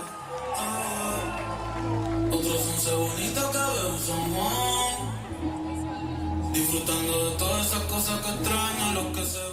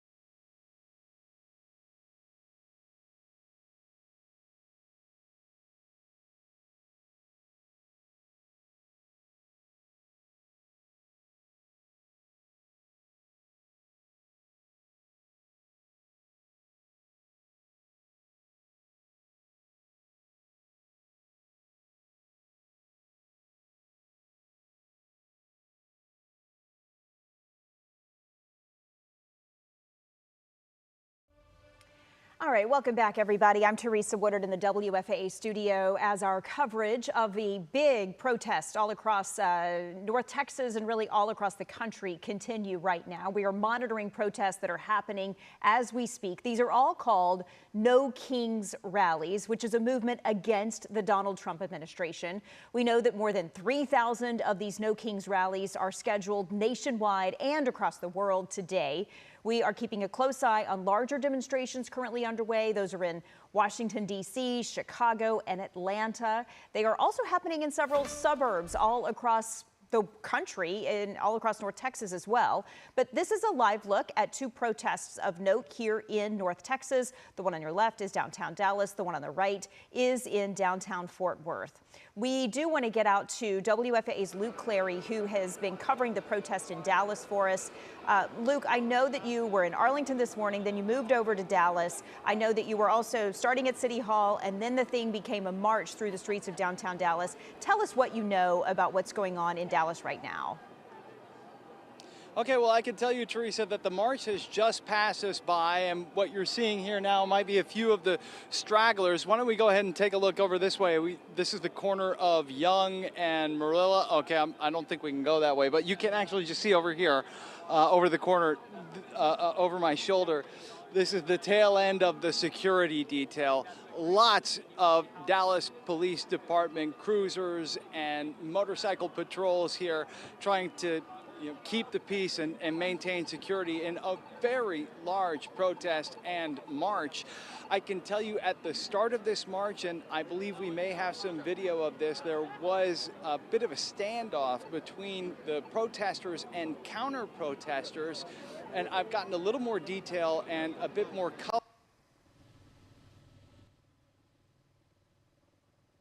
from Germany, who was right there. He said that he did see a few punches thrown, but that police were there quickly to resolve this, the issue between the two sides.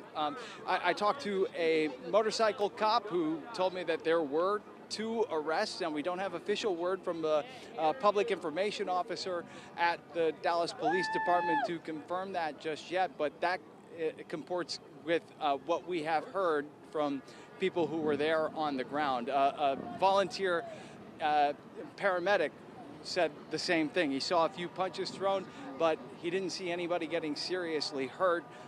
That Dallas police were there to break it up.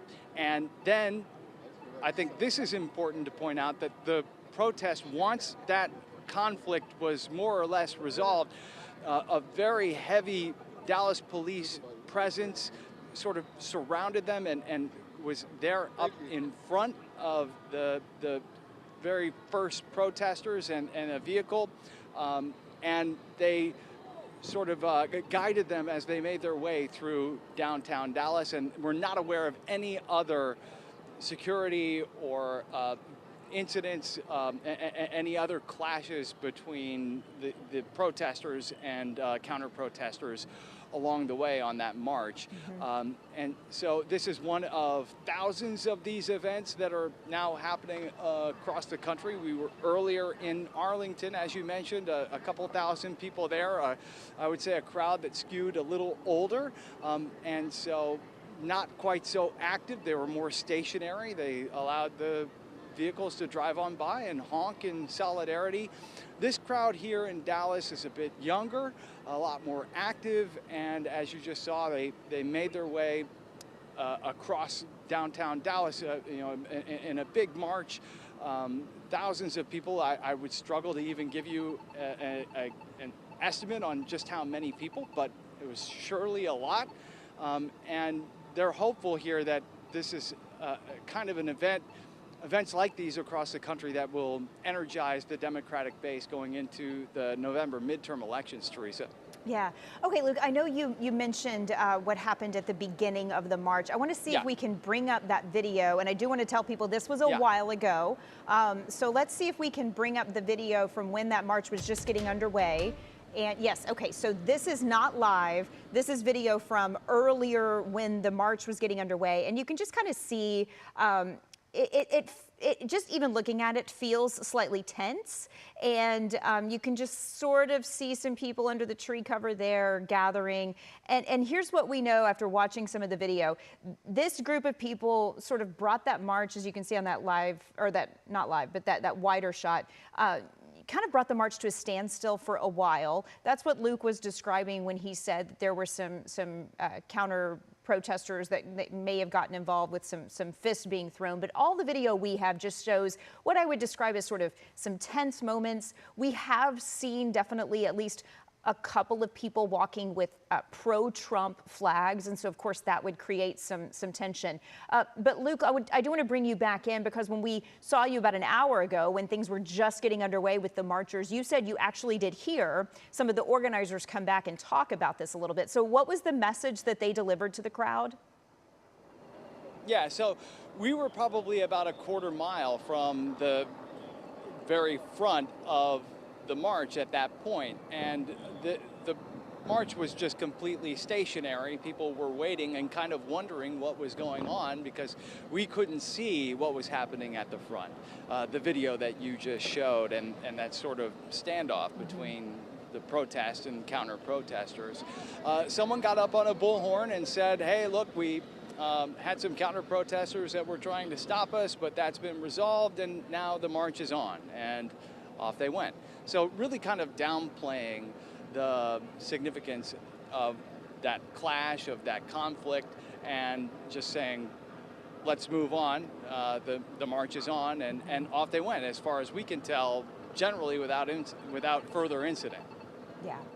Okay, well, Luke, I do want to tell you, we did just get this information from the Dallas Police Department, and all they are confirming right now is that one person was detained. They're not going into details about who that person might have been, or whether they're facing any charges or anything like that. But Dallas Police are now confirming that one person was detained at this protest. So, okay, Luke Clary live for us. We appreciate that live coverage. I know, Luke, you can't see our overhead live shot from our chopper right now, but we can tell it looks like things are somewhat breaking down. We can see a lot of people just kind of standing on the front steps of Dallas City Hall there in that live picture. So it feels like maybe the march itself has kind of come to a close, and people are starting to go on their way. So hopefully some of the tension that we were experiencing as the march was getting underway about an hour or so ago, hopefully some of those tensions have sort of dissipated. So Luke Clary has been live for us all afternoon. We appreciate his coverage, along with our photojournalist Martin DePorto there covering this for us. This is all happening amidst a backdrop with GOP leaders gathering in Grapevine. You are taking a live look inside the Conservative Political Action Conference. It's better known as CPAC. This has been underway since late in the week, and it is continuing through the weekend. We know that they are preparing for clearly some sort of a panel right now. Governor Greg Abbott spoke yesterday. Earlier today, we were seeing Attorney General Ken Paxton, who is, of course, a candidate for Senate here in Texas. We also saw Congressman Keith Self about an hour ago on the stage there. He, of course, a Republican congressman from Collin County. Several others are scheduled to speak or have spoken throughout the weekend. Chip Roy, Mays Middleton, both of them candidates for Attorney General heading to a runoff in May. Senator Ted Cruz was scheduled to speak earlier today.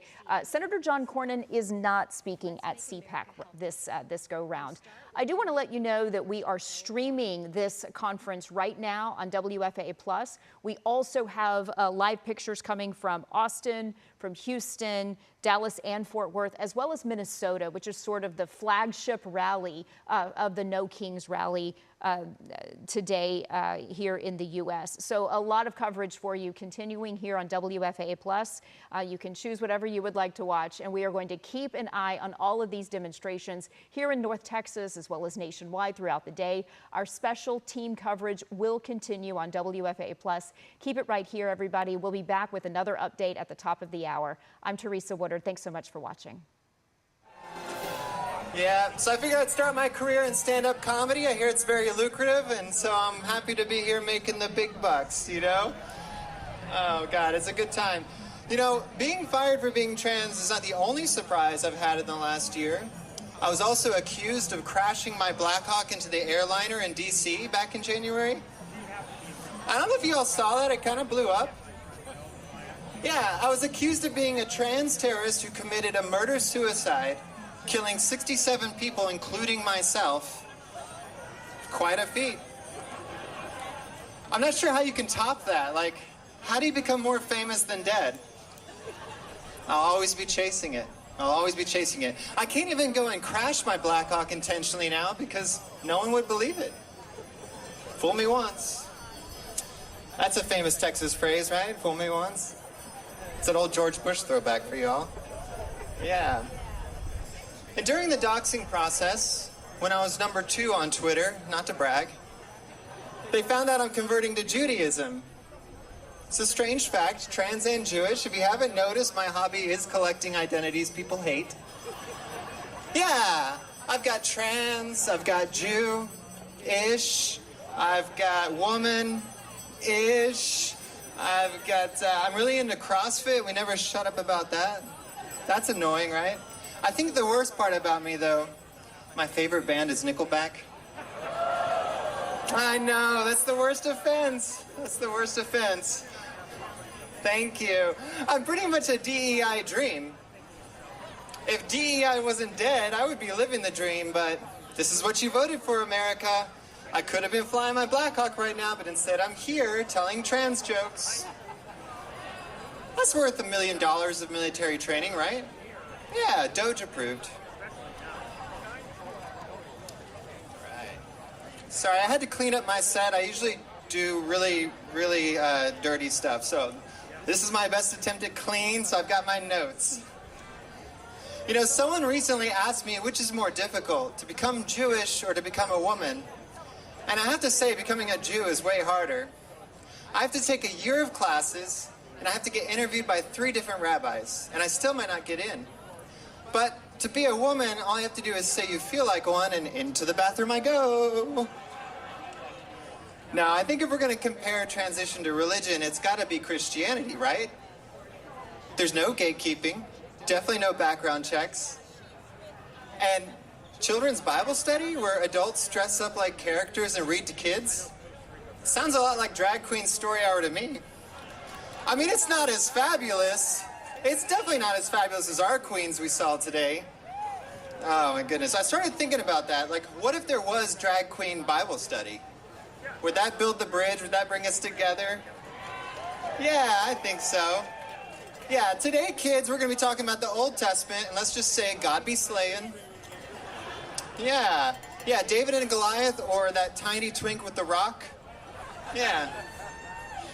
A little bit more about me. I was married for 11 years, and when I came out to my wife as trans, she said, Joe, I love you, but I see you as a woman now, and I'm just not into women like that. And on the one hand, that's really affirming, but it also sucked. And I tried to make it work. You know, I prayed because I'm religious. I said, Dear God, please make my wife a lesbian. It didn't work. You can't pray them to become gay any more than you can pray them to be straight. Yeah. Conversion therapy doesn't work in either direction. Trust me, I tried. But it's all good. We're best friends now, and we do have a daughter together, and she's a teenager. And a few years ago, when I came out to her, I pulled her to the side and said, hey, look, this is who I am and everything. Do you have any questions? And this is how she responded. She said, well, I always thought you were gay or something. Nobody in my family suspected it. Not my parents who voted for Trump 3 times, not my wife, not my brother, nobody. But the whole time my kid was walking around the house like, this one's a little fruity. Oh my goodness. I wish coming out to my daughter was the same to everyone else. Like, what a world that would be, right? It's just a non-event. This is who I am. Cool, let's go. What a world. So I did just move to Austin. I'm officially a Texan now. Thank you, thank you. Got my ID and everything. It still says female. You know, people in Texas love their guns, and that's something I actually have in common with them. I too love my guns. Any pro Second Amendment out here? Yeah, you gotta have the second to protect the first. That's right. And I really love my guns. I buy so many guns. Like, it's crazy. I buy so many guns that I really only came out of the closet to make room for more guns. That's how much I love the guns. Oh my goodness. But I am dating now, and I think I've been gaining weight, and the reason why I say that is because the number of DMs from black guys has gone up in my Instagram. Yeah, who would have thought? I mean, I ain't complaining. Like, I like the attention, but I didn't know the scale would just say snow bunny when I got on it. Yeah, that's a weird one. But I am trying to lose weight. I am going to the gym because it's important for us trans ladies to stay fit so we can keep dominating sports. Yeah, that's what that CrossFit's for. Oh, but Texas is weird. I'm still trying to learn the laws here. They love freedom. In fact, they love so much freedom that the government has to regulate it. Yeah. They're banning books, weed, and abortions in Texas. Or as I like to say, a good Friday night. You know? Oh my God. Lately I've been trying to figure out where I'm allowed to pee. Because as you know, Texas passed a law where if I pee in the women's restroom in the airport, there can be a $5,000 fine. But yet I can go out on the street and I can pee for $500. Is that what 6th Street is for? Yeah, it's weird. It's like, where am I allowed to pee? Who knows? So according to Texas, my safest legal option is the street. You know, if you're gonna pee, do it outside. Keep Austin weird. That's right. But on a more serious note, you know, the jokes are fun. I know some people look at me and they think this is not the person they expected to hear from at an event like this, and I get that a lot. People see a trans Jew who used to fly Blackhawks and now tells jokes for a living as quite a confusing resume, and I agree. But that's also what freedom looks like. Thank you. Freedom means people don't all look the same. Freedom means people don't all think the same. Freedom means no kings. Thank you. And the test of a free country is not whether we all agree, it's whether we can live in spite of our disagreements. Can we disagree with decency again? I think we can. People sometimes ask me why I speak up. Why don't I just live a quiet life? And the answer is simple. I love this country. I love it the way you love something you know is not perfect. There's some good in this world, and it's worth fighting for. Change is happening. Change is happening today. It only takes 1%, one vote. Just a little bit better than yesterday. It's the aggregation of marginal gains that lead to exponential results. Less than 1%, listen to this, less than 1% of the immigration community in the whole United States. So why did Donald Trump send an army to Minneapolis? Why? Because he's targeting his political opponents. There is no difference between Donald Trump and Maduro or Chavez. No. They're targeting their political opponents, and the community and the neighbors are suffering the consequences. So when I say eyes, you say eyes. Eyes. We need to get together, Seattle. We need to get together. I'm here because 100 of you decided to go there and stay with us. And I'm going to be here. If they call me, I'll be here to help. I'll be here to volunteer. And I'm going to come back anytime you ask me to come back, because Seattle has the potential to lead the way. And I believe the No Kings rally that we're having here, it will not be the last one. The federal government better get ready, because we're going to send a sign that no matter how many times they mock us or they make fun of us, we have power. And our common power is our vote. Our common power is our vote. That's why when I say Donald Trump, you say Donald Trump. Vamos. Gracias a todos.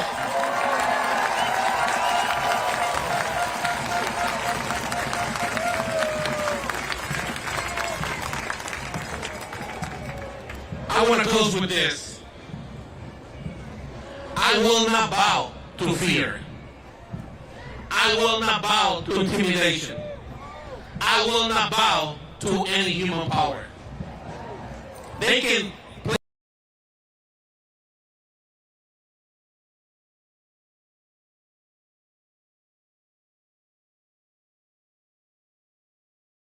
with you. In 2020, George Floyd was killed in Minneapolis. And we have thousands of people protesting on the streets against the Minneapolis Police Department. But there were some changes after that. When ICE invaded our communities, we asked for help. And two of the first groups that showed up, it was members of the LGBT community. Come on. Come on. Yes, thank you. The second group that showed up was the Minneapolis Police Department. Hear me out. In 2020, thousands of people were protesting against them. In 2026, we were working together with the Minneapolis Police Department delivering food to people's homes. That's the power of unity. We need to get united. And I want to say hi to the people behind the stage here. Why don't we clap for them? Thank you for being here. But we need to stand together. We need to put our words into action. We need to get a commitment out of you today. We the people are stronger, and we, it's not I in this thing, it's we the people. Can I pray for you all? Can I? Will you give me the permission to pray for you? Well, Father, we come before you, Lord. We the leaders to stand up. You know, Jesus came here and declared war to religion because they cared all about power and they did not care about people, just like most of the politicians today. But Lord, I pray that an army like Jesus wake up. And even though there's some consequences, we're going to stand up for people. We're going to be the voice of people. And I'm going to ask you, Lord, to bless all this community. I'm going to ask you to bless the thousands of people here. And this is just the beginning of what you're going to do with them. And people will remember 2026 was the beginning of something greater. Thank you. God bless you. And God bless Seattle.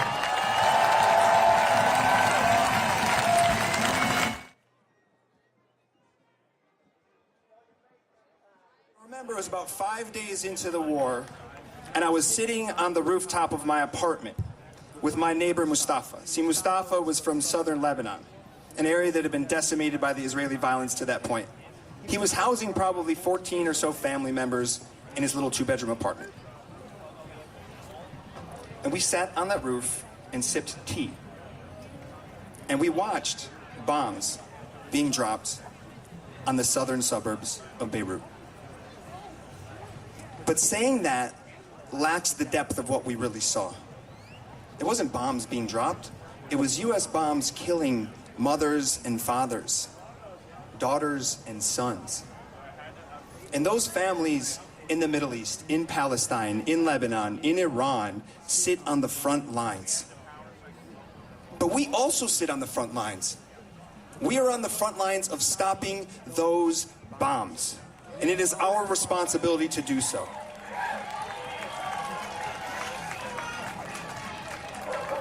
You know, I remember Free Palestine is right. Free Palestine. I remember sitting on the top of that roof with Mustafa, and I had these two realizations. One was that no one was coming to save us.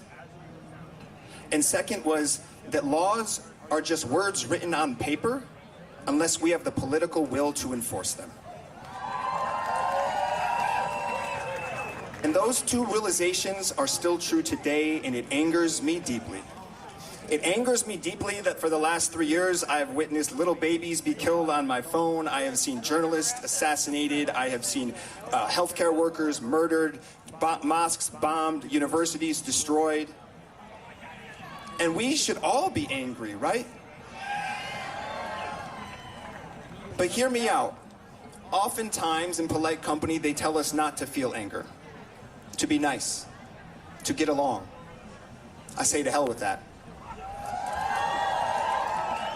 Anger is a very important emotion.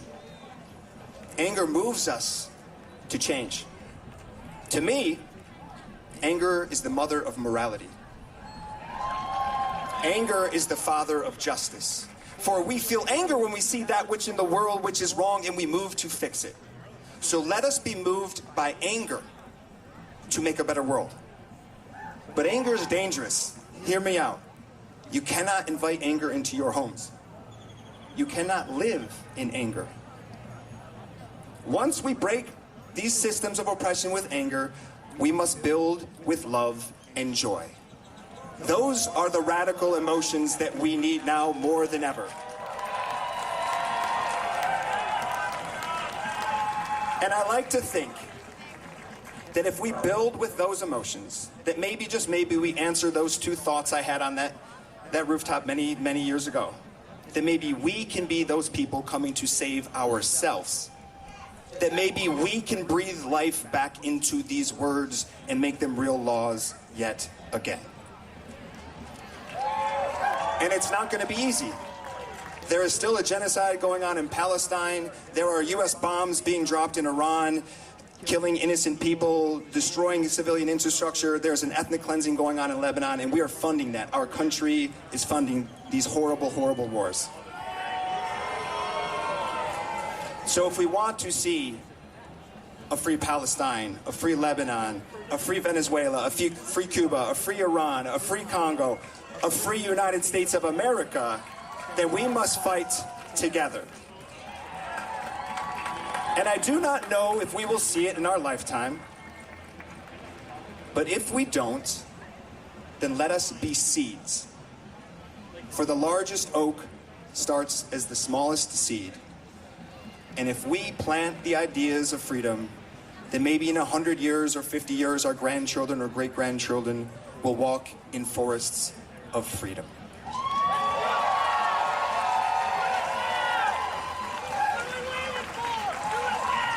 Antes de terminar, yo quiero compartir unas palabras en español para mis hermanos y hermanas hispanohablantes. Yo veo el miedo y el dolor de su comunidad.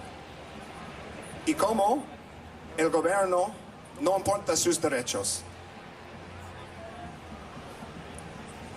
Pero es importante que nosotros recordamos que juntos somos más fuertes. Porque un ataque contra ustedes es un ataque contra nosotros. Su lucha es nuestra lucha. Su comunidad es nuestra comunidad.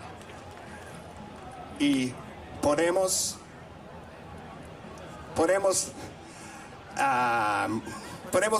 nosotros podemos cambiar el futuro juntos. Y juntos nosotros podemos mejorar el mundo. Muchas gracias. Thank you, Austin, Texas.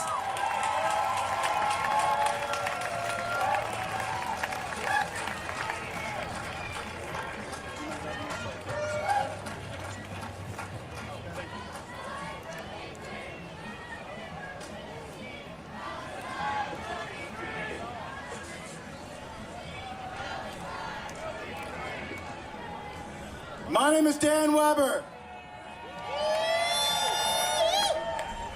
And y'all are about to see something that may have never been done before in human history.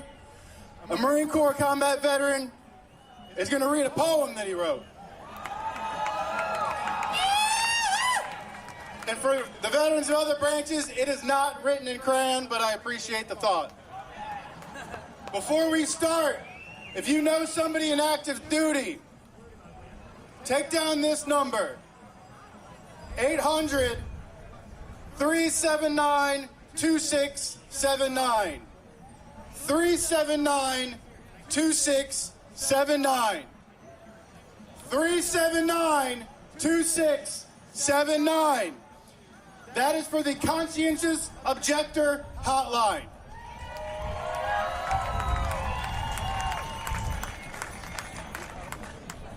What is war? My roommate lost his legs on Easter. Not lost like how you lose your keys or a country's dignity. Shredded, torn, blown off feet first. ¿Qué es la guerra? Mi compañero de cuarto perdió sus piernas en Pascua, no perdidas como cuando pierdes tus llaves o la dignidad de un país, deshechas, desgarradas, arrancadas, pies por delante. My team leader lost both his too. Gone but not forgotten. Now while the phantom pains from top to bottom, he only found them once his lips turned suicidal blue. Mi jefe de equipo perdió las suyas también. Aunque se hayan ido, no serán olvidados. No mientras haya dolores fantasma, de pies a cabeza. Solo las encontró cuando sus labios se tornaron azul suicidal. What is war? My friend, shot in the head. Eating, talking, then the dropping. Brains and blood on my hands sopping. Just another brother dead. ¿Qué es la guerra? Mi amigo, con un disparo en la cabeza. Comiendo, hablando y luego la caída. Sucesos y sangre empapando mis manos. Solo otro hermano muerto. We're all gonna die today. Those were the last words I heard you say before yet another was blown away. God, I miss you to this very day. I tried to pray. It didn't work. I tried to pray to hear God say it was okay.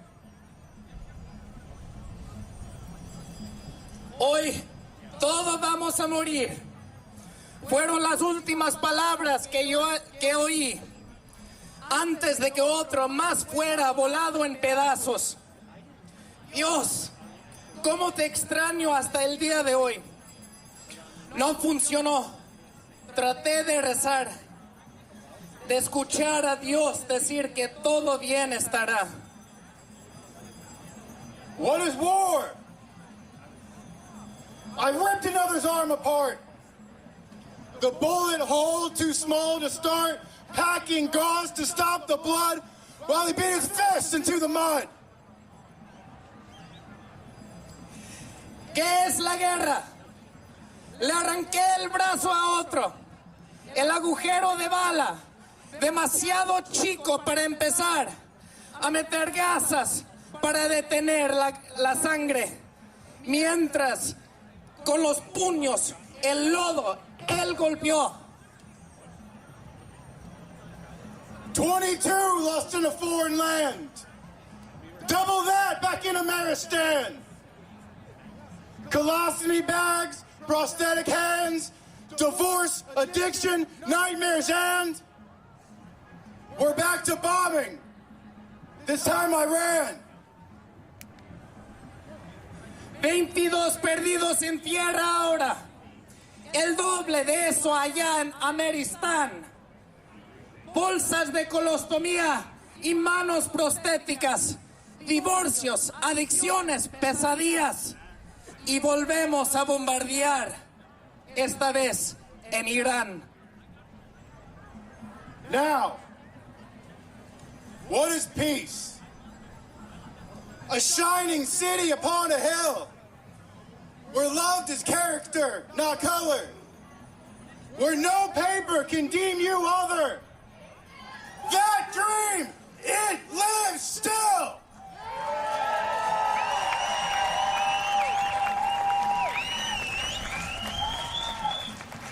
Ahora, ¿qué es la paz? Una ciudad brillante sobre una colina, donde se valora el carácter, no el color. Donde ningún papel puede marcarte distinto de otro. Ese sueño aún sigue vivo. While America searches with its hateful eye, for power to seek, victories to buy. Board of peace, when they won't even try, without first sending our sons and daughters to die.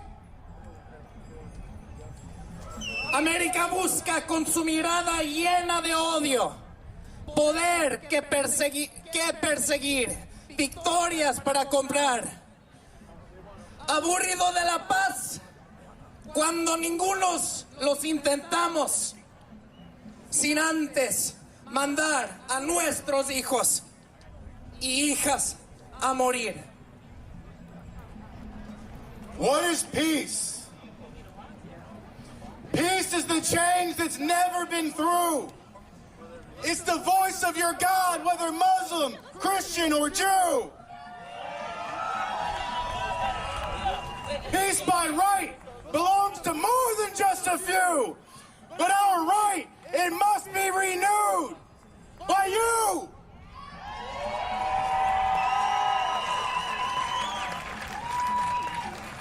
¿Qué es la paz? La paz es el cambio que nunca se ha vivido. Es la voz de Dios, musulmán, cristiano o judío. La paz, por derecho, pertenece a más que unos pocos. Es un derecho. Es un derecho nuestro. Hay que renovar por ti.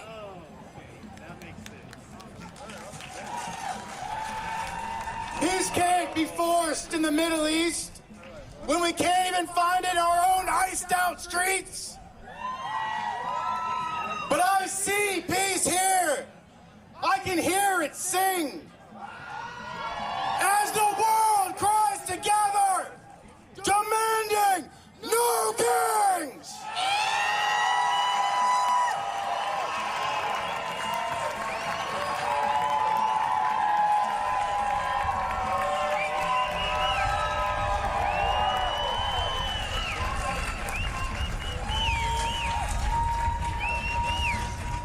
La paz no se puede imponer en el Medio Oriente cuando ni siquiera lo encontramos entre nosotros mismos, entre nuestras calles heladas.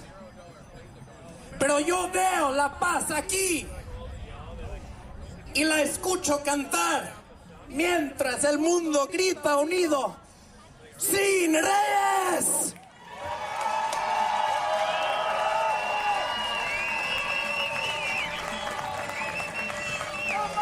No kings! No kings! No kings! No kings!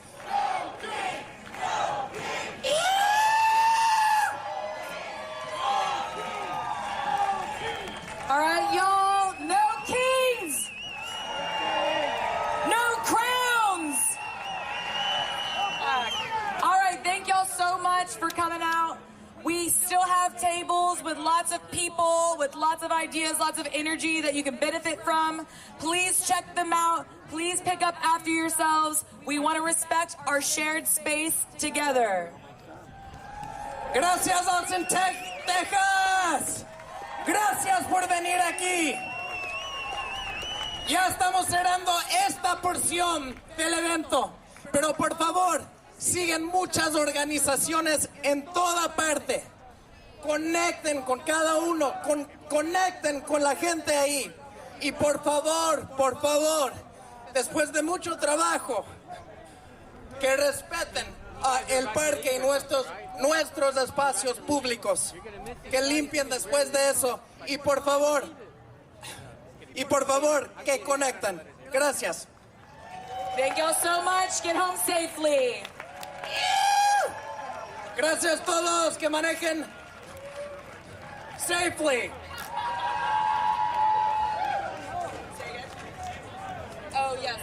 Oh yes, for any photos, any video, anything you want, please follow Hands Off Central Texas. Hands Off Central Texas, that's a TX on Instagram. HandsOffCentralTexas.org. Also a tx.org. If you want more information, we have lots of actions for you there. Thank you. Y gracias, y si quieren conectar con nosotros mismos, por favor, pueden ir a Hands Off Central Texas, HANDSCENTRALTXorg.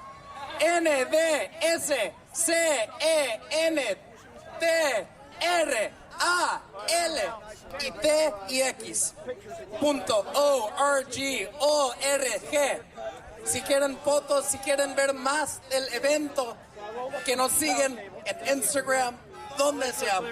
Gracias.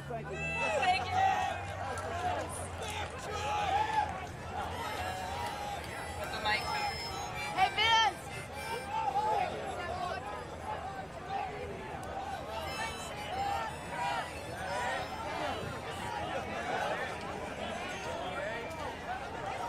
Sounds like it, yeah.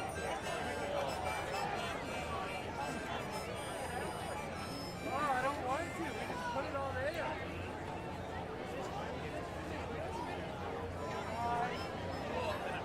All of this. EA's muted.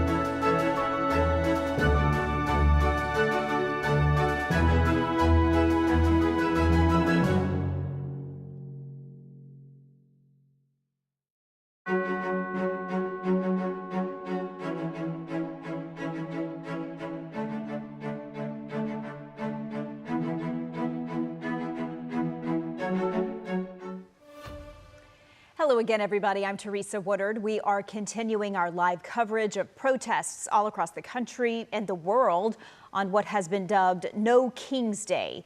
We will get to news from Dallas in a moment where we know one person was detained by police, but let's start with what's happening right now. This is a look from our chopper just a short while ago over downtown Fort Worth. People are demonstrating against various Trump administration policies, from the war in Iran to immigration to tariffs.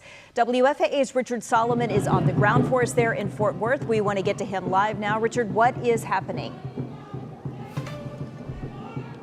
Well, Teresa, we are in the heart of downtown Fort Worth along 8th and Main Streets here. And you can see, I mean, we got here a couple minutes ago. Quick glance, about 500 people have gathered here for this No Kings protest here this afternoon. I mean, you can see just the different kinds of people out here. Everyone is here to voice their concerns and to make sure their voices are heard. You can see right now they're playing music. They have people dancing in the middle of the street. I expect in about any couple of minutes or so, we're actually going to get marching, head over to Fort Worth Police Department. But Teresa, like you said, this is just one of 1,000 of these protests happening across the country today, one of several happening in the Dallas-Fort Worth area. I want to show you what it looked like in the air. I know you can hardly see just how many people are here on the ground right now, but check this out. This is video from our chopper video. You can see, I mean, the entire street just covered with people. Again, they've been here since 2 this afternoon, and they are still going strong. So I'm going to tap back in with you guys when we actually do start marching. We've spoken with a couple of people here, and they say they're excited to see so many people out and about on a Saturday, even during these weather conditions. I know it was raining here a little earlier ago, but we'll stay on the ground for you here and give you another live update when you can. Yeah, Richard, that's something I was going to point out, is that it had been gray skies earlier, and we have not seen rain in the Dallas area during the protest that was underway here, but clearly I can see umbrellas, and I'm sure that had an impact on crowd size, but clearly the passion is still there no matter the weather. Yeah, very much so. And I mean, you can tell that passion is still here. It's not going anywhere. People are cheering. They have instruments. So this is more so a celebration of coming together and making sure people have their voices heard out here. Okay, Richard Solomon live for us in Dallas. We appreciate it. Richard, thank you so much. We do want to show you what happened at Dallas City Hall. The rally there began at City Hall, but then it really turned into a march across downtown Dallas. And we know that there were a series of altercations at the very front of the march. Dallas police do tell us that one person was detained. They did not say who that person was or whether they are facing any charges. We talked with a few witnesses who were right there at the front of this march, right there where things happened, and they told us they did see some punches thrown between protesters and counter-protesters. You can see here, as we're showing you, several points during the march, things came to a standstill as police were trying to sort of release the tension between the two groups that were gathered. Again, that happened in downtown Dallas. That wrapped up just about an hour or so ago. Tell me what democracy looks like. This is what democracy looks like. Important to point out, these rallies are not just happening in big cities across the country, but also in suburbs. This is one in McKinney. This is at 380 and 75. Our crew that was on the ground there told us there are approximately 400 people there, including this woman. We're out here protesting fascism and the rise of Donald Trump and all the Republicans that go along with his ridiculous illegal policies. I'm a retired attorney, and I am horrified by the complete collapse of the checks and balances that are supposed to support democracy in this country. There were also rallies in other North Texas suburbs like Arlington, Southlake, Denton, and many others. All of this is happening amidst the backdrop of Republican leaders gathering here in North Texas, in Grapevine specifically, for the Conservative Political Action Conference, better known as CPAC.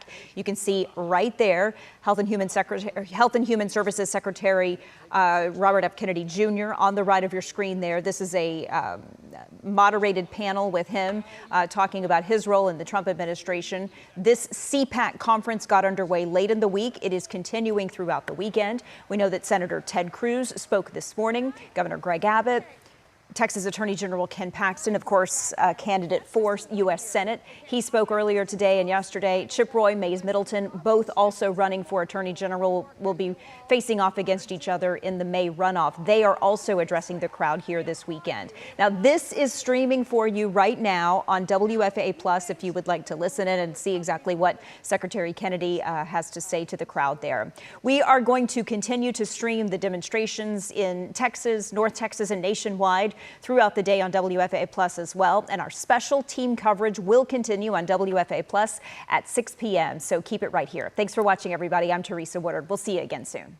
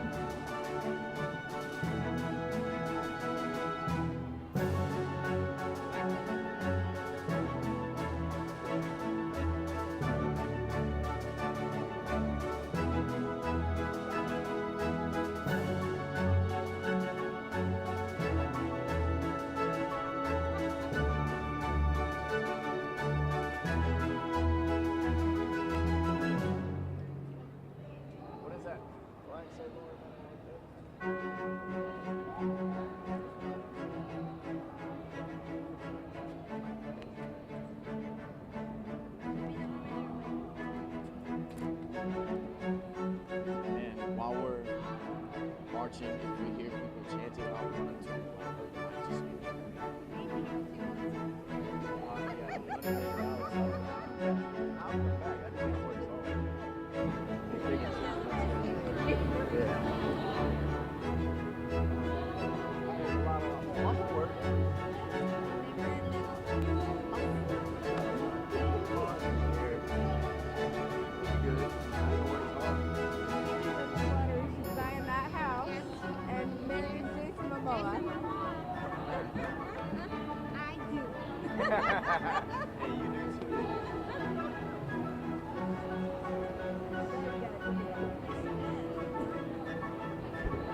Is that a pistol he has?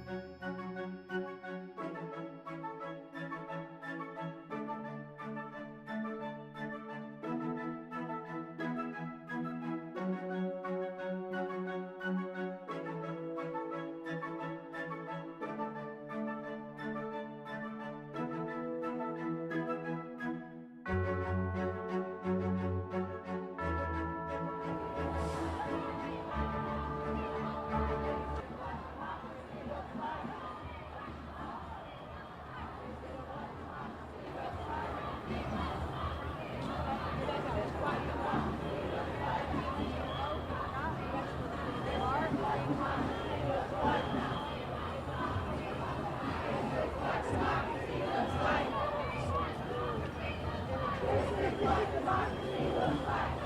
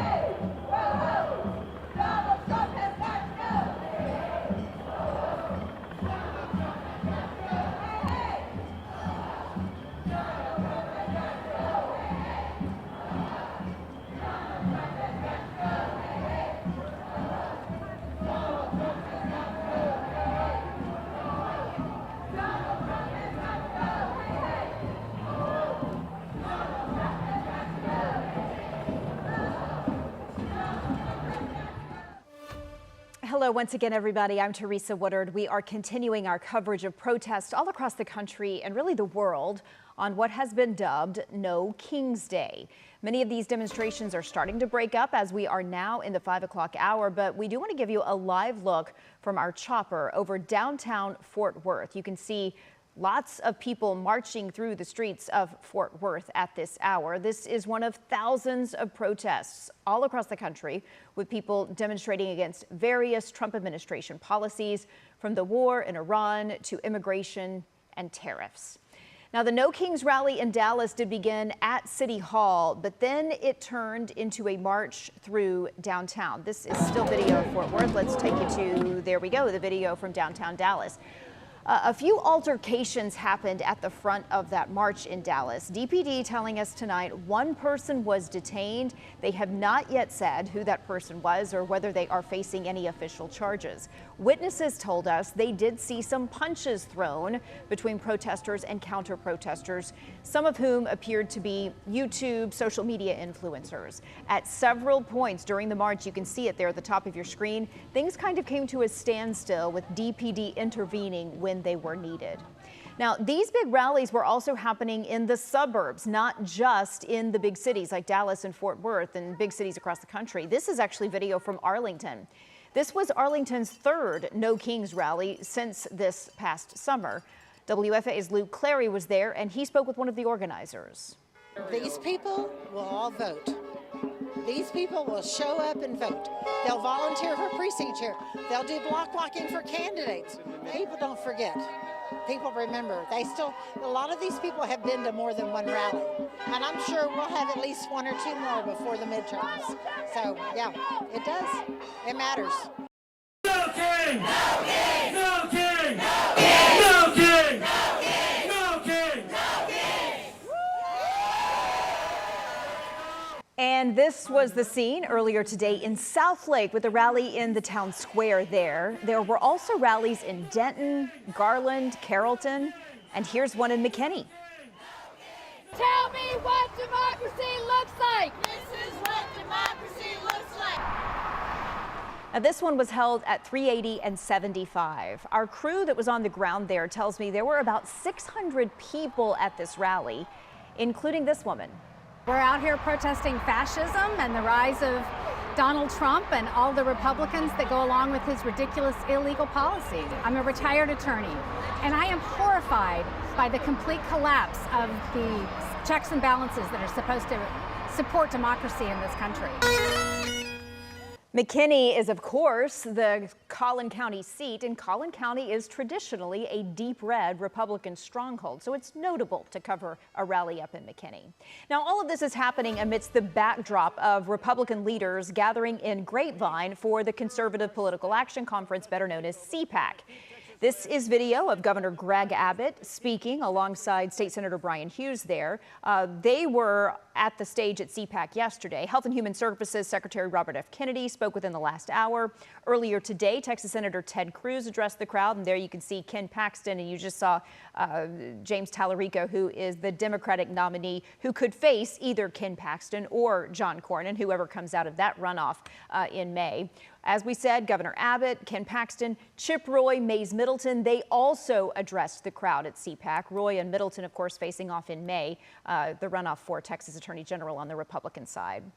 We are going to continue to stream demonstrations in Texas and throughout the nation, and our special team coverage will continue on WFA Plus at 6 p.m., so keep it right here. I'm Teresa Woodard. Thanks so much for watching. We'll see you again soon.